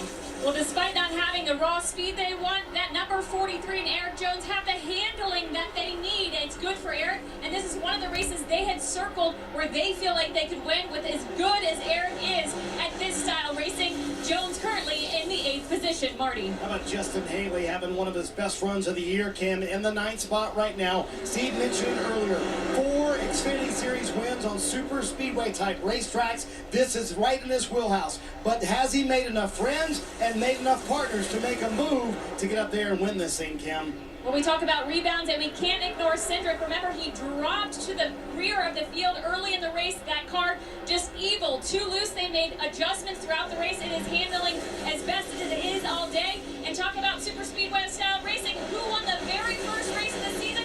The Daytona 500, guys. That would be Austin Cindric in the 10th position. Well, remember, It So through the field there for NBC, 27 laps to go as Chase Elliott continues to lead the pack right now.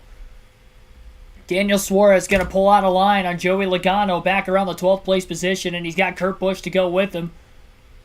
That's going to be one pass per position there for Suarez. Looks like Logano might have lifted off turn 2, which allowed for Suarez to make that pass, but nobody else outside of Kurt Busch went down with him, and Kurt got hung out a line and may have actually lost a spot or two, as I believe Harrison Burton got in front of him. Kurt pulls in front of the 5 of Larson, and now Harvick will try to make a pass on the 5 of Larson. He can't do it with not enough of a run, and he's able to get back to the outside in line behind the 5. 25 laps to go this time by. Corey LaJoie is 31st in the regular season standings as they run right now. I think LaJoie can get in the top 30. He's just got to finish races. If he can just finish races, I feel like he can get the top 30, no problem.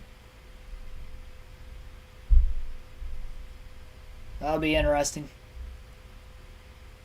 That could really throw in even more drama at Daytona in the regular season finale.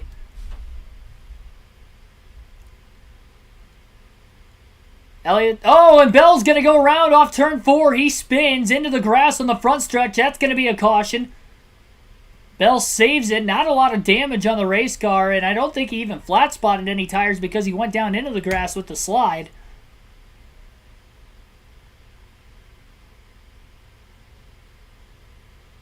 So Christopher Bell, who is running in the 6th place position, has spun out off the exit of turn 4.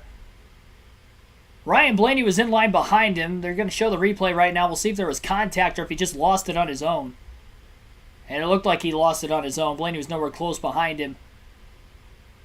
Good job by everybody missing him. He was sliding for a long time before finally losing the car control all the way down the racetrack off the exit of the corner.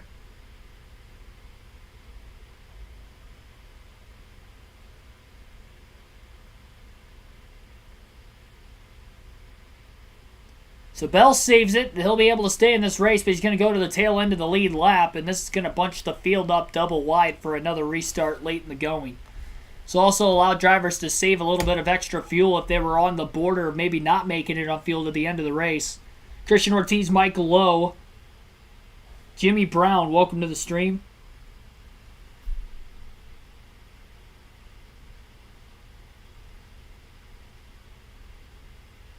Dave's from Canada. There we go.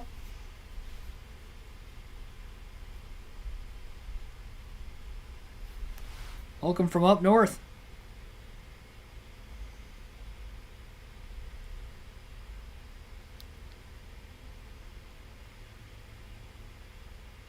Jesus Garcia, welcome to the stream. He's rooting for Daniel Suarez. He's in the top 10. Him and Chastain could get together. May be able to work together. They're both in the top 10 right now. So the drivers who have won on super speedways so far this season. Chastain won at Talladega. He's in 4th. Austin Cindric won the Daytona 500s in 9th. And then the winner of the Atlanta race earlier this year, William Byron, despite leading 41 laps, is out of the race, being involved in an accident earlier on in Stage 3. Laps are ticking away under caution. Some of the cars at the tail end of the lead lap will pit.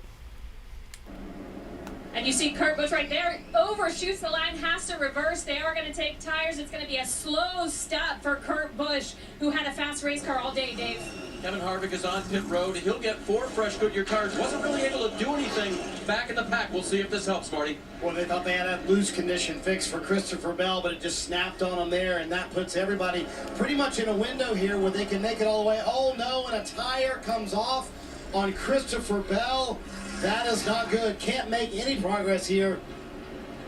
Is that tire from them? I can't see, guys. guys. It's the left rear. Okay. I mean, look, it's the left rear. If we go back and watch that stop, I would bet. More problems for Christopher Bell's. The left rear tires come off his car as he was leaving his pit box. He's still on pit road. He almost took the rear tire changer with him. As you can see, they haven't shown the replay yet, but what happened was he was still currently changing the tire when the jack dropped, signaling for Christopher Bell to leave his pit box. and he tried to desperately tighten that lug nut as he was leaving, but obviously did not do so, and that is going to be a suspension for that rear tire changer, the Jackman, and Bell's crew chief.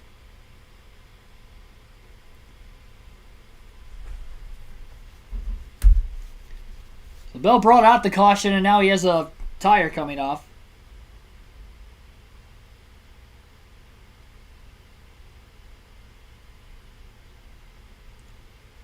Keith Campbell, welcome to the stream. First time here, thanks for tuning in.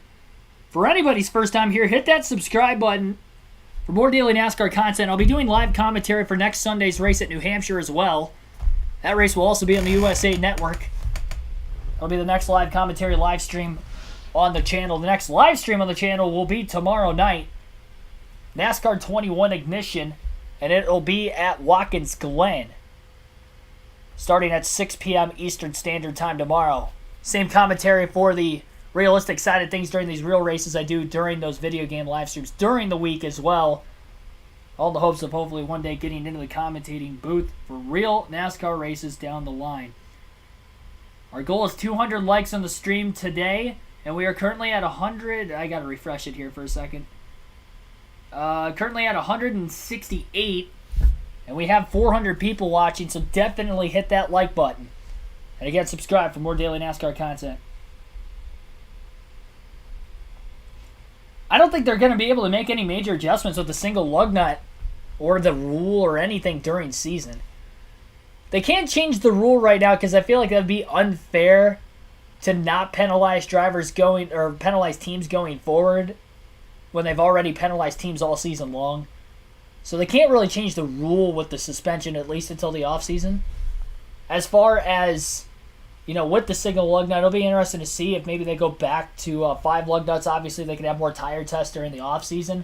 That's one downside with only having one off week during the year is you can't hold really many tire tests for the most part. So it's really hard to try to figure these tire situations out. That, and then obviously there was a situation on the mile and a half where we've seen a lot of flat tires this year on left rear and right rear corner panels. We have not really seen many flat tires today particularly, but the intermediate tracks that don't have the super speedway package, we have been seeing it. So it'll be interesting. I don't think New Hampshire will have to deal with that really next week because it's a flat track. So probably Pocono would be the next track we have to deal with a potential tire issue as far as flat tires go. Hopefully not, but that's probably the next track I'd be looking at. And that's mainly flat for the most part, too. But there's a lot of load, especially in Turn 1 there. So that'll be interesting.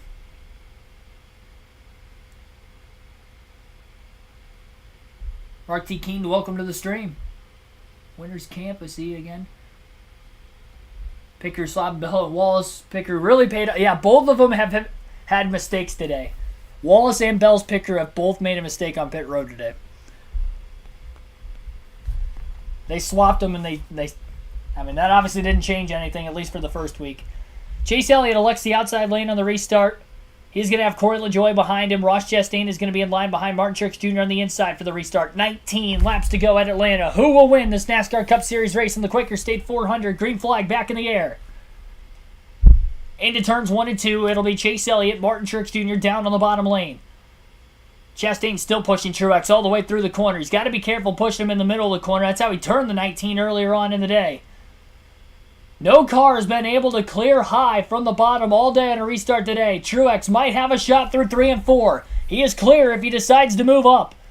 He's still on the bottom for right now. Corey LaJoie just couldn't give enough of a push to Chase Elliott. Martin Truex Jr. leads at Atlanta with 18 to go. Chastain's going to lead the bottom lane now. He's getting a push from Ryan Blaney in the 12, and Chastain will get to the inside of the 19 for the lead in turns 1 and 2. Elliott now pushing the 19 of Martin Truex Jr. dangerously in the middle of the corner. The 19 gets a little loose, but hangs on to it that time, and he'll carry the push down the backstretch. Into turn 3, the 19 is wiggling around. Of course, he's got a lot of damage, so I don't think that rear bumper is exactly squared when he's getting pushed from behind like he was from Elliott that time, or even Chastain initially on the restart. 17 laps to go. Martin Truex Jr. leads. LaJoie, middle of the pack, gave a shot to the 9 of Elliott, who was second and third in line on the outside. Chastain fighting back on the bottom, but could not clear the 19 off the exit of turn 2. Ryan Blaney has his teammate Austin Cindric on the inside in line behind Ross Chastain in the 1. Side by side into turns 3 and 4. And still on the front stretch, side by side, Truex is going to be clearing the turn 1. Elliott is going to make the move to the inside. He's in front of Chastain. He had enough room. Side by side for the lead. Truex going down to side draft Elliott, trying to make sure Chase does not clear him, and he does not off the exit of turn 2. Elliott could not clear off the exit of the corner and now has Ross Chastain pushing him from behind. Corey LaJoie on the outside, right behind the 19. The 1 not closely enough behind the 9 of Elliott, and Elliott is losing a little bit of steam on the front stretch.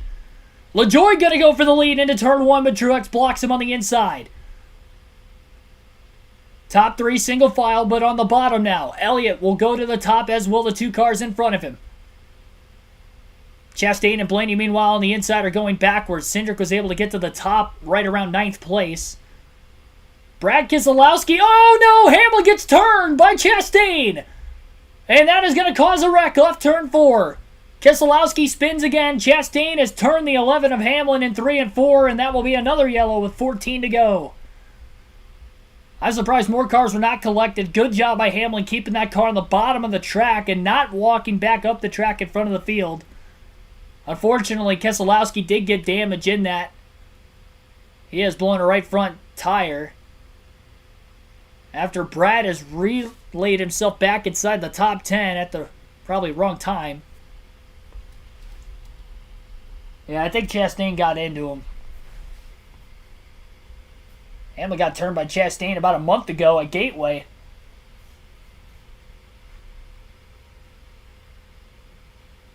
Hamlin was on the outside. Chastain moved up and he got into him in the left rear.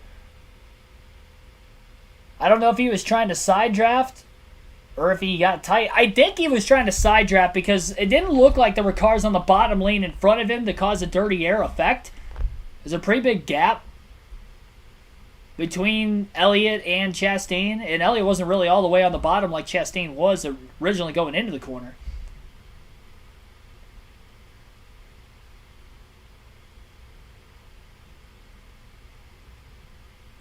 Blaney got it in the back of the 1 car just slightly after the accident, but for the most part he got through unscathed.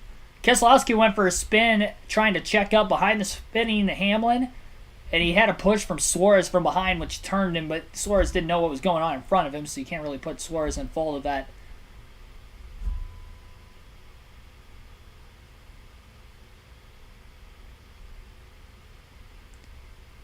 So Truex was in the lead at the time of the caution. LaJoie was in second.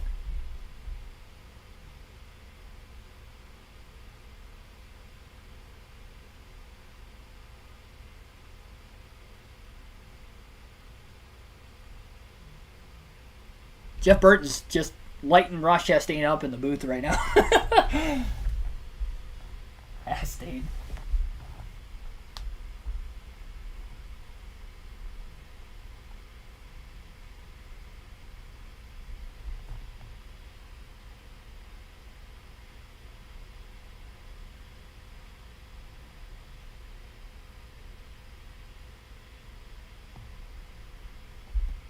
JVC1103, welcome to the stream. Ross can't get a break. It was kind of him. He went up the racetrack. He said that he had gotten tight and went up the hill. That might have happened. I mean, I'll take his word for it. But there wasn't really anybody directly in front of him, so it was tough to tell if he actually got tight or if he was just going up to side draft the 11 and clipped him in the left rear corner panel and spun him around. Luckily, Hamlin didn't have much damage in that. Neither did Keselowski, but Keselowski had a flat tire, so I think it looks like both Hamlin and Keselowski are still in the lead lap. Nobody else is really collected. And we're going to have less than 10 laps to go on the restart coming up in a matter of moments. That's the 11th caution of the day today.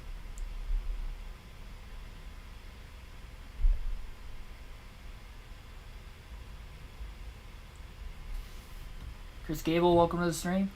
Kathy Brewer, welcome. She's rooting for Truex. Truex out in front right now. Over 400 people watching the stream. Hit that like button. Subscribe for more daily NASCAR content. We are less than 30 subscribers away from 2,500 subscribers on the channel.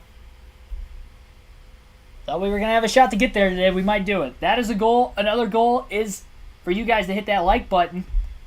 Goal was 200 likes coming into the stream today. We are currently at 187, so just 13 away, but over 400 of you guys watching.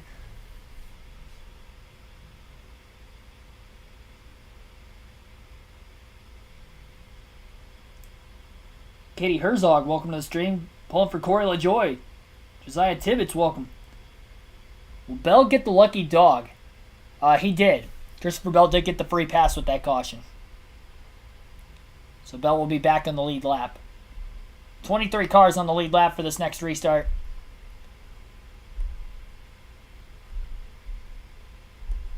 Cole Custer's in the top 10 for the first time today now. Justin Haley quietly is up to 7th. I don't think Haley's been involved in any cautions today that I can think of. I think Custer might have spun during one of them, but I don't think he really had any damage.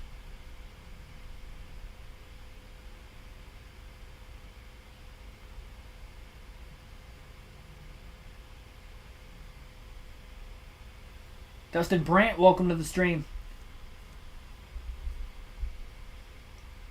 3 drivers in the top 5. Better yet, 5 drivers in the top 7 have not won this season. They can lock themselves into the playoffs with a win today. Truex, LaJoy. Here's a crew chief for Corey LaJoy in the process of that. What can he do with the field? Yeah, he did a good job saving through that last run, and I think these caution laps will get us home. The Raise Energy Drink Camaro has been awesome all day. Super Shoe's done a heck of a job to put himself in position, and we're going to go for it right here, so what we got. Love the nickname Super Shoe. He knew coming in, based on the top 5 earlier this year, this could be a good day for him. How confident was he? He had a lot of confidence coming in. I think he can get her done. He's pumped up. He's ready. Want to say a quick shout out to my sister back at home. Happy birthday. We're going to try to get it done for her. Get it done for Sis. Kim? Rusax 20, welcome to the stream. Here's Alan Gustafson. Elliot, what is your driver telling you right now? Well, certainly that, but Chevy's been really good all day. Everybody's done a great job executing the race. You know, certainly it's this racing is pretty circumstantial, so got the right things going away. I think we got the car to win, but yeah, super excited and just want to take a second to say happy birthday to my dad. It was his birthday last week. Got a lot of And birthdays. the boss's birthday's on Tuesday, so happy birthday, guys. What will Chase need to do on this restart to gain that track position and get back at the point? Obviously, whatever row we're in, we've got to either, if we're on the bottom, we need a good push to take the lead. If we're on the top, behind whoever that is, we need to just get a good push and get to where we're open and can make a move.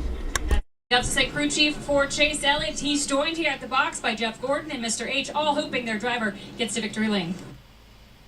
Elliott's the only Hendrick car that hasn't even been taken out because of an accident today. Larson's still in 14th, but he hasn't had the speed to get back up through the pack since he was caught up in the big one back in stage 2. Charlie CWC RSP 33333. Jason Billow. Bill, welcome to the stream. Arthur Gaudreau. Gadusho. Over 500 people watching. I didn't think we were going to get over 600, but if we do, it'll be the 4th consecutive Cup race with a live commentary stream that will be the case.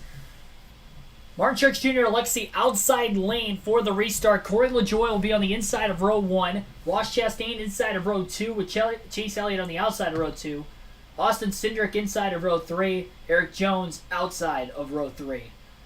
Can you imagine the amount of boos that Chastain's probably going to get after causing 2 accidents, including the big one earlier today, and still potentially get a win? It's almost like Stenhouse back in, what year was that? Was that 2018, where he caused 2 accidents, but only he got caught up in a wreck himself. He didn't win. It's like that race, but if Stenhouse would have won that race. That's what Chastain's trying to do today. Yeah, this is going to get very interesting, to say the least. 8 laps to go on the restart this time by. Who will get the push? It was the inside lane last time when Truex led it that got to the lead, but that was the only time the inside lane has gotten to the lead on a restart all day long. And this is going to be the 11th restart of the afternoon.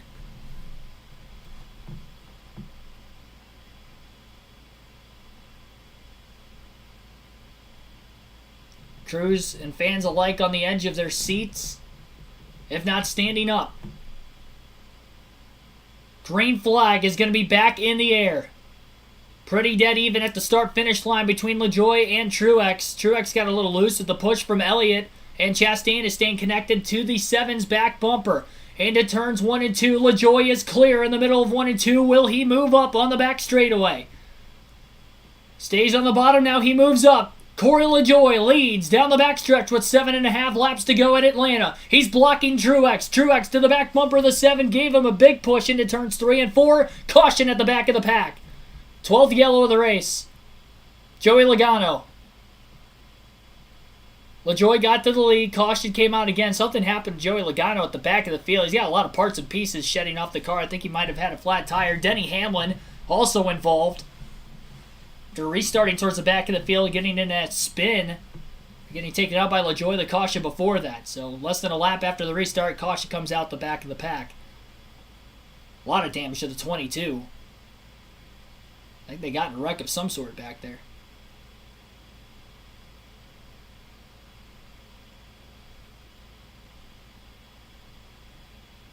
Logano's stuck on the pavement on the front stretch right now, that quarter-mile short track. Frank Powers, welcome to the stream. Thanks for liking and subbing Hasselhoff 2001. Yeah, already a caution. That did not take long after the restart, but LaJoie did get a great push from Chastain, got to the lead. So that's 2 restarts in a row. The inside lane has gotten to the lead. And Hamlin just got turned on the backstretch.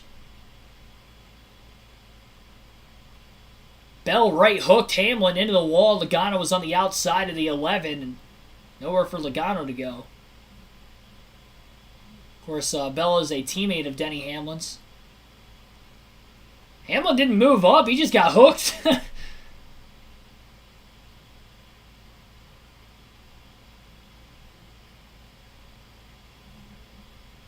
Hamlin's had an eventful last 20 laps or so.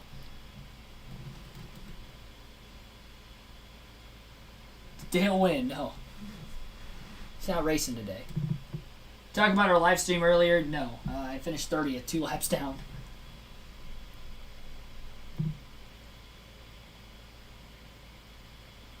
Q Zhang, welcome to the stream.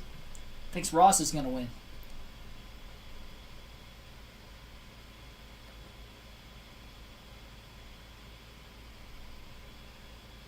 Fire suit guy. Yeah, I'm looking at him right now. That is commitment to wear a fire suit on a hot day like today at Atlanta outside. I give that man credit.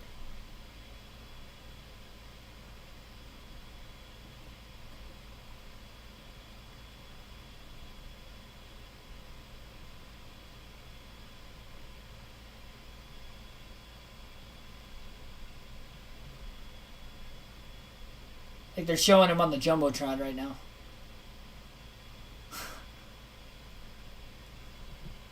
I would imagine the way he was pointing.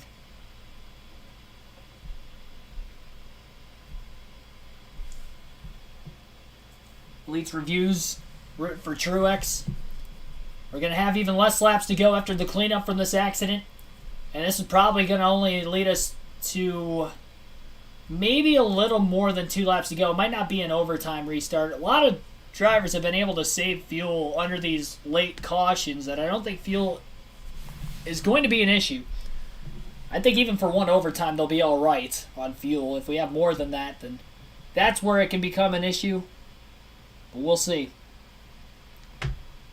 Chisholm pulling for Corey LaJoie. I think a lot of people are pulling for a Corey LaJoie win today. I think a large majority of the chat is probably on either LaJoie or Chase Elliott's side.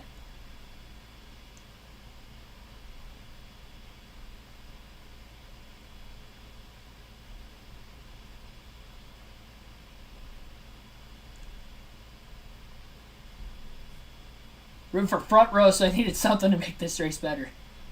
Yeah, Michael McDowell's not had a great day today. He was involved in a couple spins earlier. He's on the lead lap back in 19th right now. Sure, he's got damage from those couple accidents he was involved in. He was involved in that initial big one. Lucky to get back on the lead lap because I think he was like 3 or 4 laps down at one point. But with all the cautions, he was able to strategize and get the free passes to get himself in that position. Corey LaJoie's best finish was at Atlanta earlier this season, where he finished 5th. In line for his first career win for Spire Motorsports today. He's 31st in the standings, so he would have to be top 30 at the end of the regular season to clinch himself in the playoffs if he gets a win today. I think he can do that. That would definitely be the 14th different winner. And even Martin Truex Jr. in second place also does not have a win this season. Eric Jones, who's going to be in row 3, also doesn't have a win this year. Blaney in row 4 without a win, and then both Custer and Haley in row 5 without a win. 6 drivers in the top 10 still looking for their first win of the season. They're going to have 3 laps to go on the restart, so it is not going to be an overtime restart. 3 to go. Corey LaJoie elects the inside lane. That's where he got to the lead on that last restart. Outside has been the preferred lane more often than not, but the inside has worked on each of the last 2 restarts. But those have been the only 2 that the inside lane driver in row 1 has been able to actually get to the lead.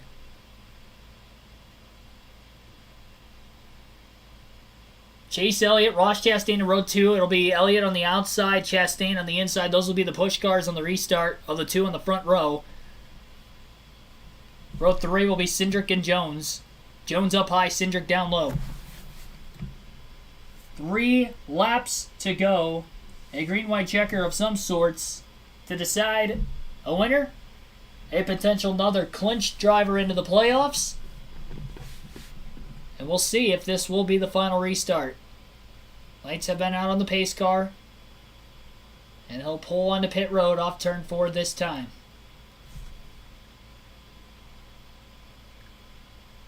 Field in the Geico restart zone. Green flag in the air. Good launch by the 7 of LaJoie. He didn't get a great push, though, from Chastain, where the 9 and the 19 are pushing each other pretty good. Into turns 1 and 2. Now Chastain's able to get to the 7's back bumper, but they're going to be dead even off the exit of turn 2. Contact! LaJoie and Truex get together. Elliott up the middle, 3 wide, and Truex is shuffled out of line. LaJoie has the lead on the backstretch. He's trying to block 2 lanes now of Elliott and Chastain. Truex is hung out to dry and is going to fall outside the top 10. 2 to go, this time by LaJoie to the top in front of the 9 of Chase Elliott. I think Truex was trying to side draft the 7 of LaJoie, and he got into him. Didn't give him enough room. Elliott to the outside. He got a push from Jones. LaJoie went down low too early to throw an early block, and Chase Elliott leads in turns 1 and 2. 3 by 3 outside the top 10 now. Can anybody get around Elliott? Blaney's going to push Eric Jones. Big time push to the 43. Into 3 and 4. Door to door for second is LaJoie and Jones. LaJoie is going to be able to clear Jones off turn 2. He's going to move high in front of the 43. White flag in the air, 1 lap to go. Can the hometown driver win at Atlanta, just like we saw in the Xfinity race yesterday? LaJoie to the outside. He gets put in the wall by Elliott, and LaJoie's going to go around in front of the pack. LaJoie with a violent crash. That's going to bring out a caution, and I believe Chase Elliott had the lead when the caution flag waved. Chastain did get to the bottom off of turn 2 before the yellow wave, but I don't think he got to the lead, and I believe Chase Elliott is going to win at Atlanta.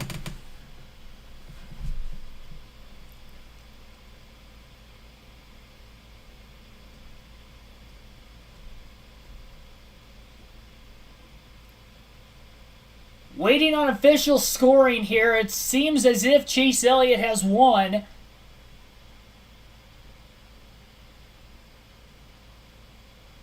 Ross Chastain was right there. Elliott put a block on LaJoie and put him in the wall off turn 2, which sparked that last lap crash.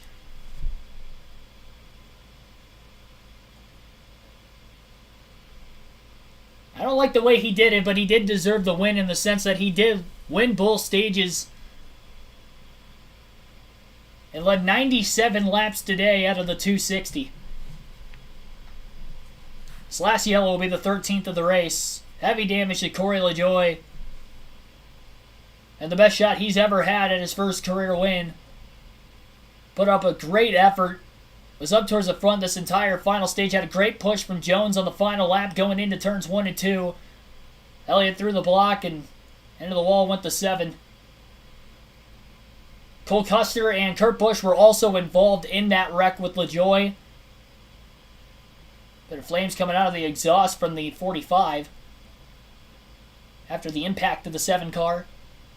Blaney just narrowly got through. Might have had a little contact with the 7.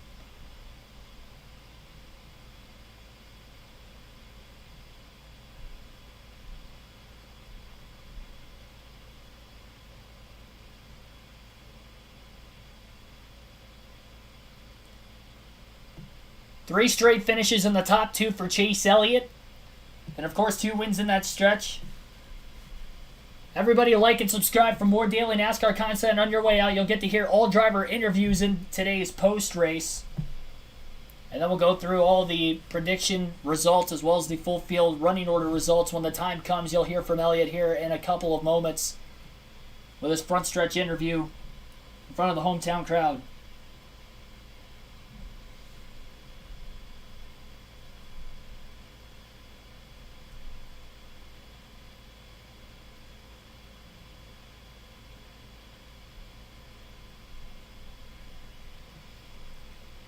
Crowd is ecstatic right now on the front stretch.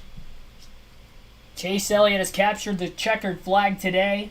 Slicks, welcome to the stream. Thank you for everybody tuning in who I did not call out there in that green-white checkered finish. Over 200 likes on the stream. We broke that goal today. And the goal of getting to 2,500 subscribers on the channel today. We are not quite there yet, but we are extremely, extremely close. Only 6 away. And again, you will get to hear from Chase Elliott as well as the other top finishers in today's race.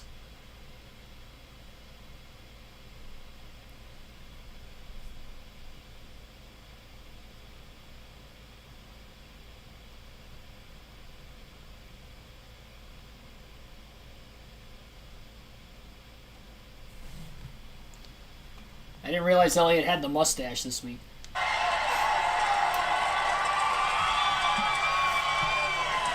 Got a lot of big wins in your career. I can think of one in Phoenix that got you a title, but where does this one rank on the all-time list? This one's up there for sure, man. This to win at your home track is a really big deal, I think, to any race car driver. And I've watched a lot of guys do it over the years. You know, Jimmy out in California, and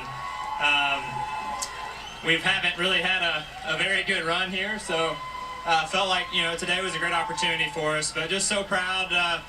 You know, this is obviously home for me, home to a lot of great fans who made a lot of noise today.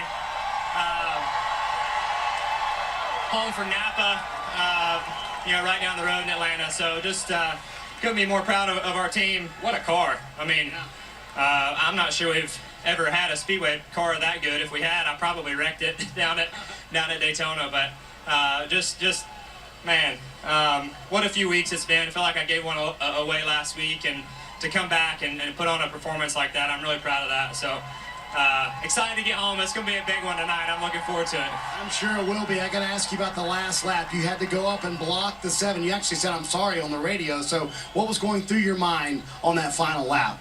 Well, I mean, obviously I knew he was going to have a big run. You know, I didn't want to really give him the bottom, and, you know, I tried to give it one good, real aggressive block. Felt like I had enough room to kind of give it a second one. And he was, you know, just right there on the right side of my back bumper, so it was far enough, you know, to the back side of the bumper to launch me forward. You know, hate it tore up some cars, but I mean, I don't know what you do. Either go for the win or don't. I'm going to choose option A every day of the week. Yeah, there you go. So you think these fans have heard of the pool room before in Dawsonville? We've been live all day there with Rutledge. Is it okay if Rutledge rings a siren tonight? Yeah, just tell him not to break it now. That thing is really special. So, yeah, just thank you guys so much for coming out. Y'all made a lot of noise today, and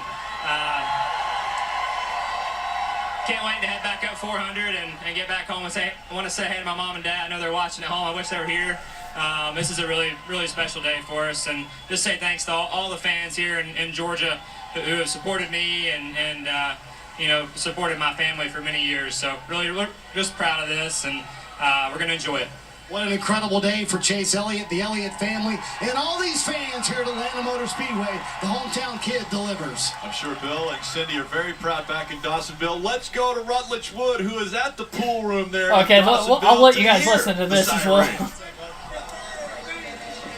Rick Chase said it. These fans are ready. Let's hit that siren.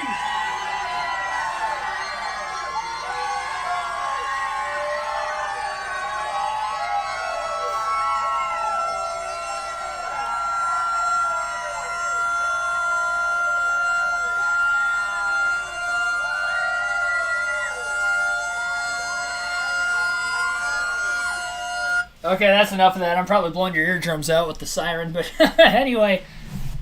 Congratulations, Chase Elliott, winning today's race, dominating fashion, 97 laps led. Again, won the first 2 stages of the race. When they go to their first commercial break during the post-race, that's when we'll go through the finishing results in case there's any other interviews. You guys won't miss it.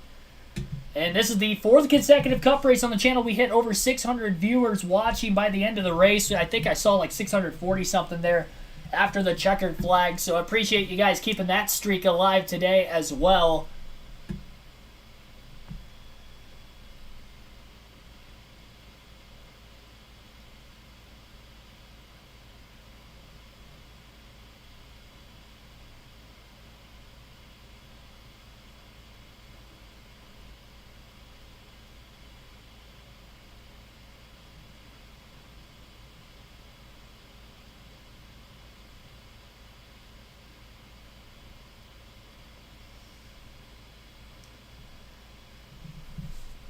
Appreciate you guys tuning in again.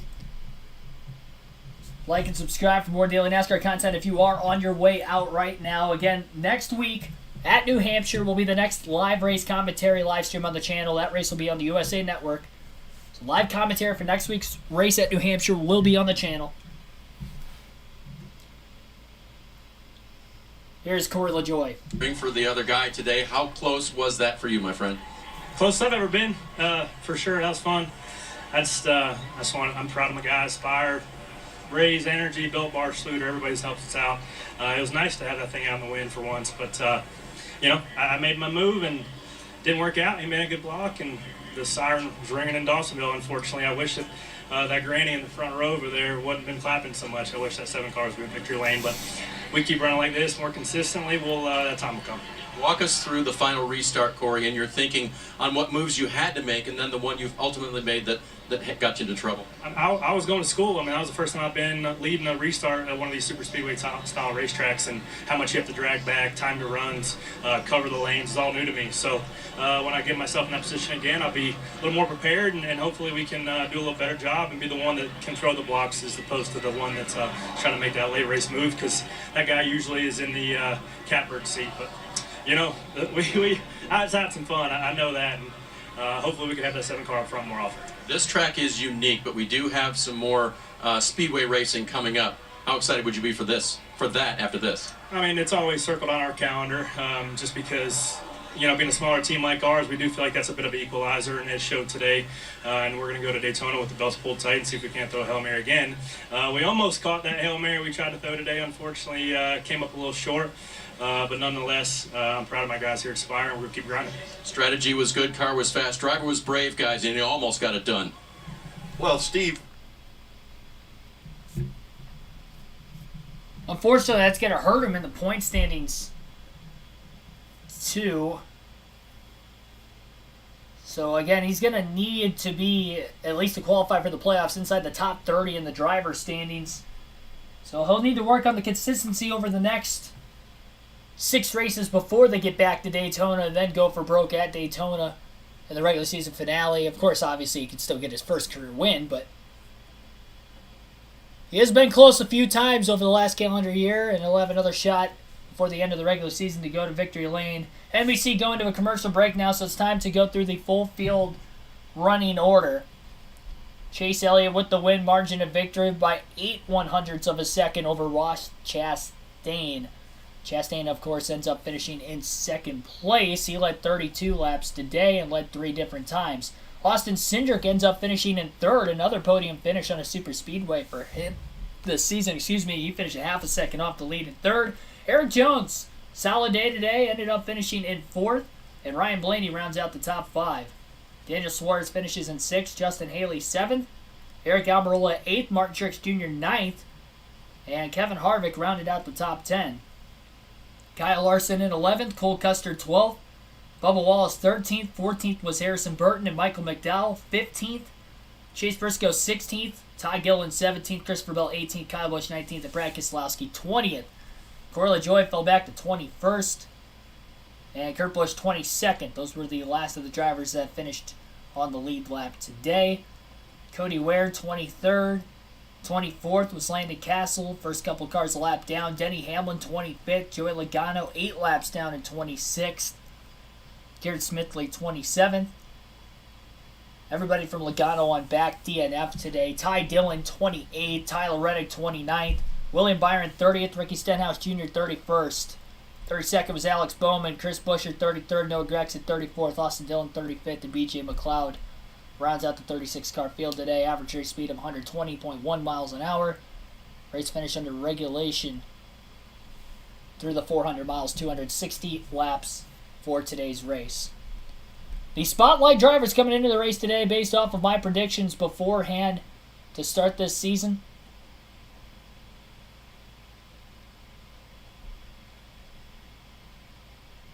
The underdog drivers I had were Eric Jones and Bubba Wallace. Bubba Wallace finished 13th despite having mechanical issues with the rear of his car all day. Had a bad pit stop at one point in time, but that was super early in the race as well. Eric Jones ended up getting a top 5, though, finished 4th, so went 1 for 2 on the sleeper picks today. Bubba Wallace was also my pick to win today's race.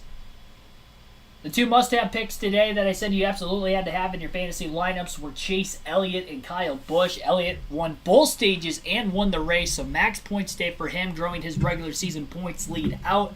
Kyle Busch, despite getting involved in multiple incidents, finished 19th. Unfortunately, he did not have a great finish to his day, so 1 for 2 there as well. And the 2 don't have picks and drivers who I said would at the bare minimum finish outside the top 10 and or have a bad run today were Joey Logano and Christopher Bell. Both those drivers finished outside the top 10, so I was right there. Bell finished 18th, had a loose wheel during a pit stop, also spun out before that. And then Joey Logano was involved in a couple different incidents today, including the big one back at lap 90, finished 8 laps down in 26, as mentioned a little bit ago. Check out the fantasy standings for this week. My fantasy team, I had Ross Chastain, Chase Elliott, Ryan Blaney, Kyle Busch, Eric Jones. All of them finished in the top 5 except for Kyle Busch, who finished back outside the top 20. And then for bonus points, I would have gotten bonus points for Harvick beating Keselowski, Blaney beating Truex, and Bubba Wallace beating McDowell. I did not get bonus points because I had Dillon beating Reddick, but I got 30 out of the 40 available bonus points there. And I'll check out the standings for this week, which you'll see on the upper right-hand corner of the screen now for our KRC League. I won this week. I think this might be the first week I won in the Fantasy League this year. 237 points. I finally got my win. It came on a super speedway. Usually I'm not as good with the super speedway picks, but I had a good team this week. It paid off. The Plow V3 ends up finishing in second with 217 points. 20 points was the margin of victory for myself today. John Cena finished in third with 185 points. EC23 with 184 points in third. Inside Uranus, our defending regular season champ, finishes in fifth with 180. Here's Ross Chastain with Kim Kuhn. Is it like knowing you had a car that looked like that? Yeah, Kim, I hated that I took the best car here and I tore it up a couple times, but yeah, it's incredible. Hats off to Chevrolet and Trackhouse for bringing this fast of a jockey Chevrolet to be able to come back. Our road crew and pit crew did an awesome job to rebound through all the damage repair. And we had a shot, and I got inside of the 9 coming off a 2, coming to the checkered, and caution came out. So I hope everybody's all right back there. But awesome job to Corey LaJoy and Spire Motorsports. That was I really thought into 1 when we took the white that I was going to push into the win, and they all just fought for the top and almost gave it to us. So you're looking back at those restarts, would you have done anything differently, and if so, what? Not the last couple. Earlier, we had the option to take the front row, and behind Corey, we were second, and I chose behind him because we were worried about fuel, and I knew better. I should have just taken the front row and dealt with the fuel in 60 laps, and we were trying to make sure we could be on offense at the end of the day for our jockey Chevrolet. So that would be the 1, but on a day like today, I feel like we won way more restarts. I feel like my lane moved when I was in it, and I'm proud of that. I'm proud of this car and this team to give me that ability to do that. Despite not taking the checkered flag, a winning day according to Ross Chastain. Well,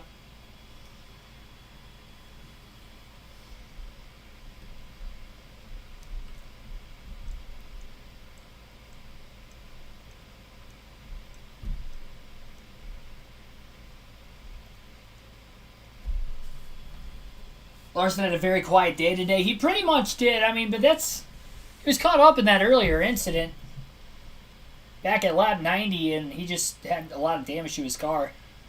He was running basically right around 15th the whole rest of the race after that. I wonder how many races are going to go by with Chastain turning people before he just gets socked in the face at the end of one of these races. I don't mean to be so, like, blunt with that, but I feel like he's going to continue to do it until somebody, like, that doesn't, like, they're going to have to settle it off the track, I feel like. He's on the track, obviously it hasn't affected him. Hamlin kind of held him up in the cleanest way possible at Gateway, and here we are weeks later.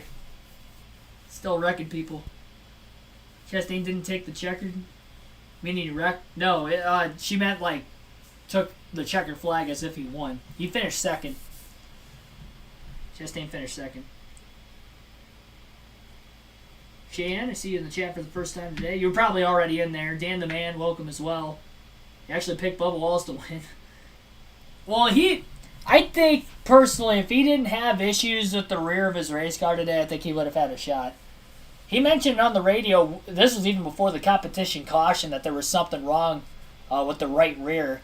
And because practice and qualifying got washed out yesterday, that's something where if they would have unloaded with that issue, they could have gotten it fixed in practice yesterday, but he did not have that opportunity, so they kind of dealt with it all race long.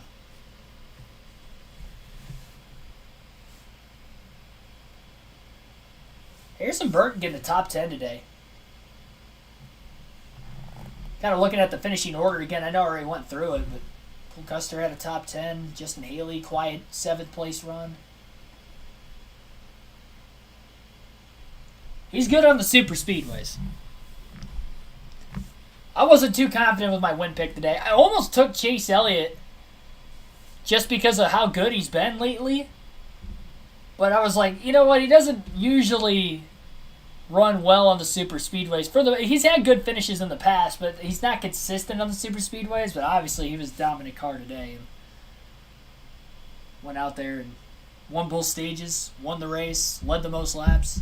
Couldn't have had a better day than Chase Elliott today, especially on a super speedway, to lead 97 laps and win. So that is going to wrap up today's coverage of the Quaker State 400 live on KRC Landon Motor Speedway. Tune in next Sunday. Again, next Sunday, I'm not sure what time that race starts, so let me look it up. They moved the start time up today, so we missed the first 8 laps, unfortunately, but outside of that, we got it going.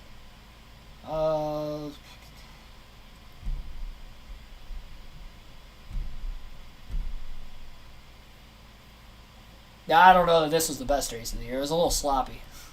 A little sloppy, especially towards the end.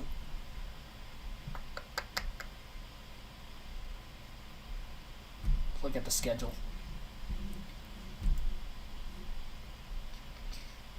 Stream will start a half hour before the starts. So 2:30 next week is when we'll go live. 2:30 Eastern Standard Time for the Embeddor 301 at New Hampshire. That race will be on the USA Network, but it'll be live on KRC with live commentary for that race once again. So again, next week, New Hampshire, tune in on the channel, live commentary, 2:30 Eastern Standard Time next week for our pre-race coverage of that one.